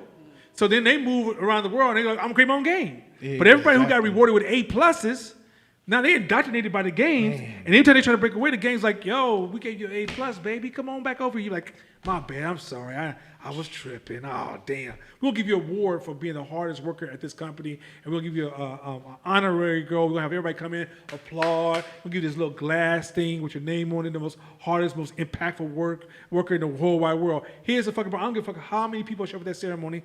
I don't give a fuck how glass that trophy is. I don't give a fuck how nice that banquet of food. I don't even give a fuck if they give you $1 million at the end of the like they do when you win when you get your green jacket in football. This is what you don't know. 4 generations from now, nobody even know the fuck you are. Yep. That's when you know you're in the game. Go ahead, next one. Can you remain authentic all the time when you come into an awareness that you are playing a game, or should you, and keep why you are playing and your purpose? Okay, so yeah, you can be authentic because when you're showing up to people, the game you create is the game you believe in. So you're authentic to what you believe in, right? And it's based upon universal truths. But you're also operating from a space of universal truth of love. Humans are imperfect. People variation. Once you realize humans have huge variations, huge differences in experiences, you no longer need to. Authentic is because you see them, and then you can show to what you see. So, for example, let's say Kaja walk in the room and Cassandra walk in the room, and I can see Cassandra and whatever she's going through, and I show up to her. And Kaja comes, but when I show up to them, I'm showing love, right? I'm enjoying them from whatever they have to offer, and I'm displaying love. My authenticity is because I'm there present with them in a moment at a time, right? If Bill Belichick met me and we happen to be at a nice restaurant, we will have a great conversation. But if I call him to his game, he might be like, hey, Pimpin', you don't play football. You need to get the fuck out of here. And that's cool. So, because I don't need you to be my friend when I'm on the toilet now. There's places where we say no. We have places of separation. So when you're playing your game, the way you learn more about the game is you got to be in deep observation. And the way you're more authentic is because when you're around people, you're really saturating, listening, absorbing, watching, connecting, hearing, touching, right? Which makes you a better human. Yo, understand this. Understanding this will prevent you from having hero worship. Oh, there you go. Come on now. Come on. Because nobody is Come on. immune to the game. Come on. That Martin, means Malcolm, no, I don't give a fuck who he is. Anybody you interact with can also be influenced or induced to play your game if you're good enough. So none of us are. You can't minister this. That's a game, baby. I believe in God. I'm not, and that's a personal walk of faith. If you're an atheist on this team, trust me, this is not I'm not running a PSA on God. But when somebody says, I was called by God, I don't know what that means to me. My thing is, I will value your relationship to God based upon how much you value your relationship to God. If you don't have no relationship with God, I ain't got no relationship to you. I know almost all the top bishops in Oakland, and only a couple I'm cool with. Because most of them are not authentic to what they believe in. So you can't get me with, well, you need, I remember one time I was riding with this big bishop in Oakland, and he said something to me, because, I'm a dude. I ain't no bitch dude, I'm a dude. And he said something to me. I said, hold on, partner. And he a bishop, our big ass cross on his chest, clean ass suit, big ass cross. And we in this, I ain't gonna say his car because y'all might know who he is, but big ass fancy car. And we riding and we talking and stuff. And he said something to me, and I said, man, I'll hit you in your motherfucking mouth. What the fuck you think you sitting next to? Because in the day, your title don't block me hitting you in your motherfucking mouth. If you was true to what you stayed into, we ain't gonna never have that kind of conversation. But you started talking to me like I'm some little bitch ass dude on the streets that you could talk to. Dude, do you know the fuck I am? Right? Because as a man, I respect you, you respect me, and we gonna ride this. But he stepped outside his boundaries, where some of y'all will do is let somebody almost molest you in the name of God. And I've seen this shit happen in my own community because you hero worship. As opposed to, this dude ain't, man of God, because he don't believe in it. He don't walk that path. And don't get me wrong, I ain't talking about, making mistakes or accidentally sinning. I ain't talking about like being punitive and perfection. I'm talking about, this person, when they come out the pulpit, they talking pimp shit. Right? They talking some crazy shit. They sound like the same dude in the club who's running some kind of game. Him and the minister sound like the same when in the pulpit. You can't come talk to me like that no more. But if you're a man, like I've seen men who they committed to it and like, hey, let me talk to you about this Bible. And I sat down and I humbled myself to the dialogue because you committed to that conversation. But also too, I'm not bound by ideas. Even as much as I love the Bible and I believe in God, I can pull myself back and look at it from afar and step back. As opposed to I don't think outside this box. And that's it. And it's not to take away your beliefs, but it allows you to not allow another man to also control you by your belief. See, when you believe in something blindly and you don't understand a game is being played, that means the person who does runs the show. Mm-hmm. This next question comes from a new student. Her name is Pammy. She Pammy. says, What's up? Hey, Pammy? Really? Pammy Stevenson. Hey, like her what's name. happening? I like the name. Go ahead. Pammy, go ahead. This question's for you, Nana. Why is it that you don't think that the game is effed up? Because she has just been enlightened and the game is effed up to her because I did things in a traditional sense. Nana, why is it that you don't think that the game is effed up?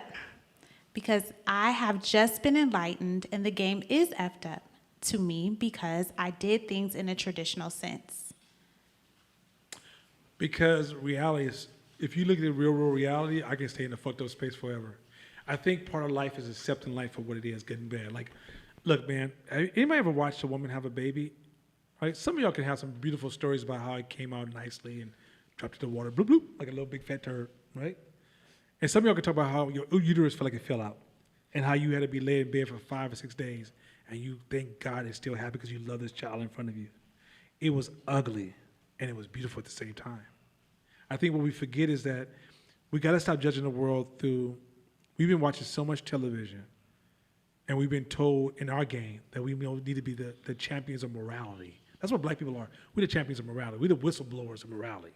There used to be a time when you was a whistleblower, you had to do something. Now you don't have to do shit and blow the whistle. And that's a game. That's part of the game. And so the reason I say it's not fucked up is because once I accept life for what it is, I realize when we go home and we're sleeping on a nice warm bed, there's somebody on the streets dying right now that we could actually go save with just $2. But guess what? We didn't even try to figure out who the fuck it was because we wanted to go to bed. Right? Once you see life for the fuck it really fucking is and how we really are naive to how we're part of the game, what you realize is that if the game, okay, another thing too, Pammy, I don't think you study history a little bit better. Less than 100 years ago, over 80 or 90% of the world was close to, like the number one causes of death was starvation. You don't realize that 200 years ago, this many people couldn't live next to each other without killing each other, period. If you go back in human history, humans have killed each other at enormous rate. World War I and World War II, 120 million people died in 2 wars. 120 million. Y'all hear me? 120 million people killed each other. I don't think we get so much of watching TV happily ever after and these good stories and smiles at the end and the sitcoms and the movies where the hero always wins and is always right. And we disconnect from the world we really live in, which is shit stinks. It fucking stinks. And the thing is this, you got to show up as the human that you was put here to be, which is see the world for what it is and then learn to find the beauty within it. Mm-hmm. When I see the game, if you didn't have the game, this is the real shit. If America is the first nation in recording to have this many people, have this much prosperity, and not constantly be killing each other internally.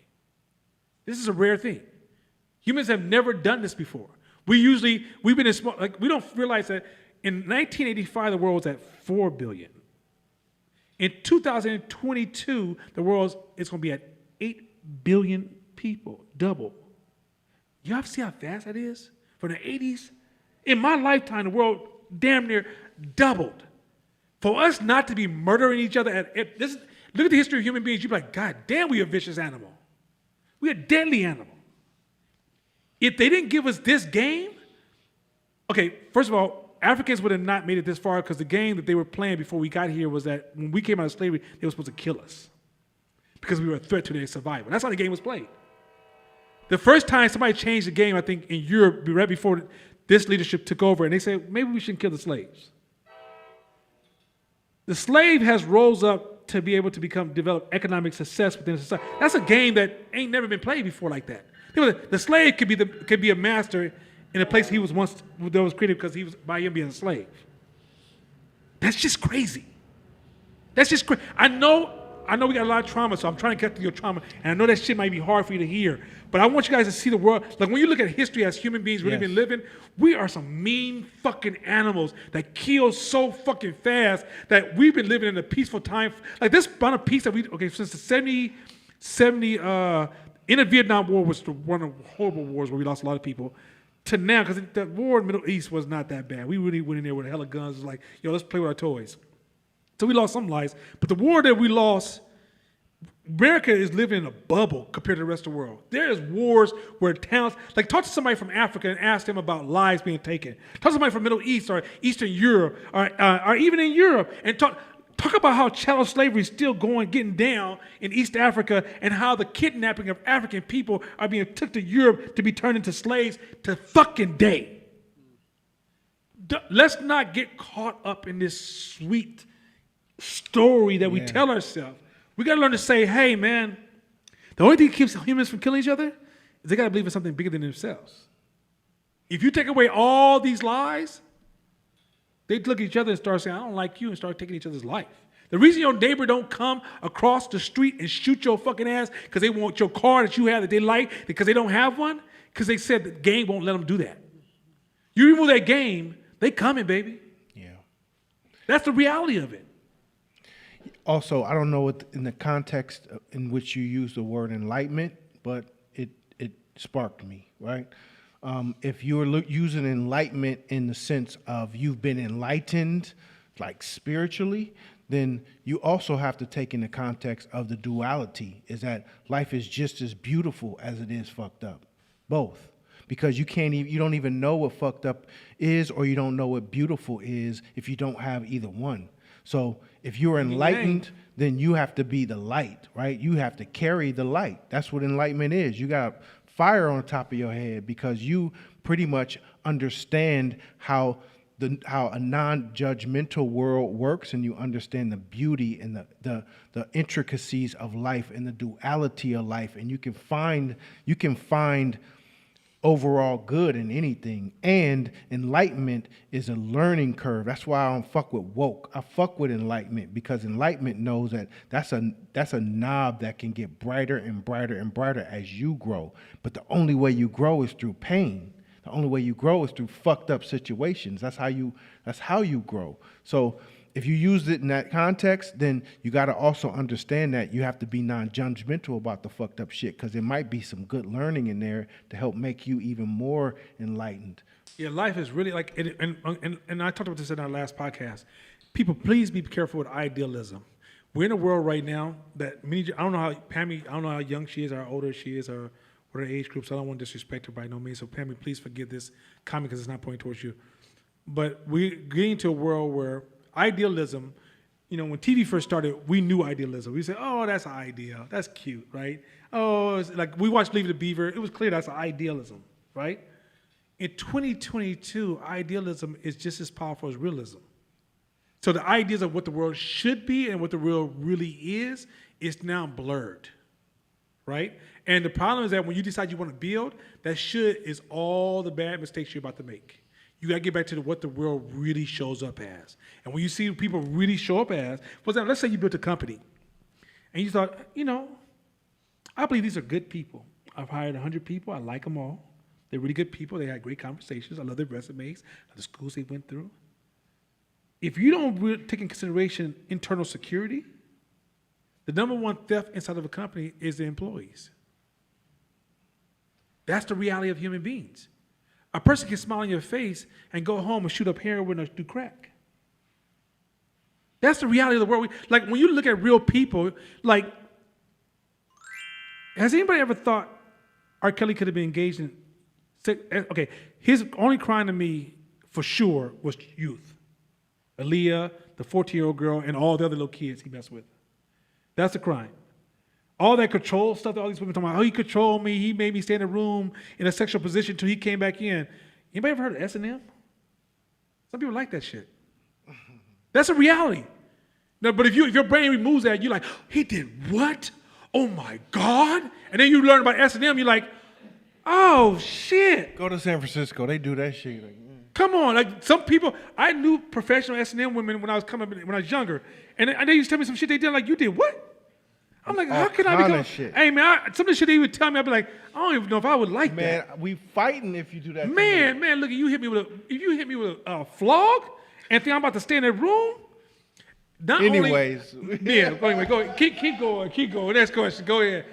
You better not hit me with no flog. But that's reality, right? It's like, pee on me, see what happens. Now, in hindsight, I'd be like, oh, now they hit me with a flog and then he choked me until I couldn't breathe no more. And you gonna tell the rest of the story, huh? You gonna tell the rest of the story?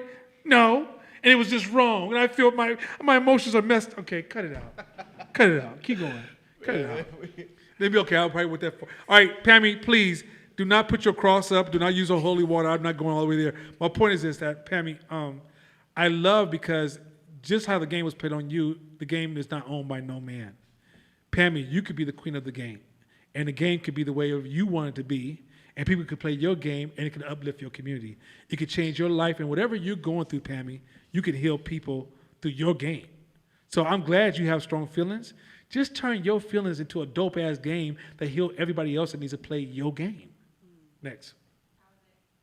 Oh, that's it? Hey, y'all, remember what the fuck he said at the end of the message. Y'all had us ask some questions. Pammy, good-ass question. If you have a follow-up with us because that's a good-ass question. Plus, you're new. Plus, you need to learn a lot of new shit because you're coming in late, and a lot of this shit going to feel really weird. So stick with us, Pammy, because Every time somebody comes in mid-year, they feel like they get slapped across the face. But if you started at the beginning of the year, we build you up. So when this step, it's just the next step in a ladder you're climbing. So Pammy, stay with us. I fucks with your name. I love your name. As you say your name, I want to smile every time I say your name. With that being said, y'all have a good night.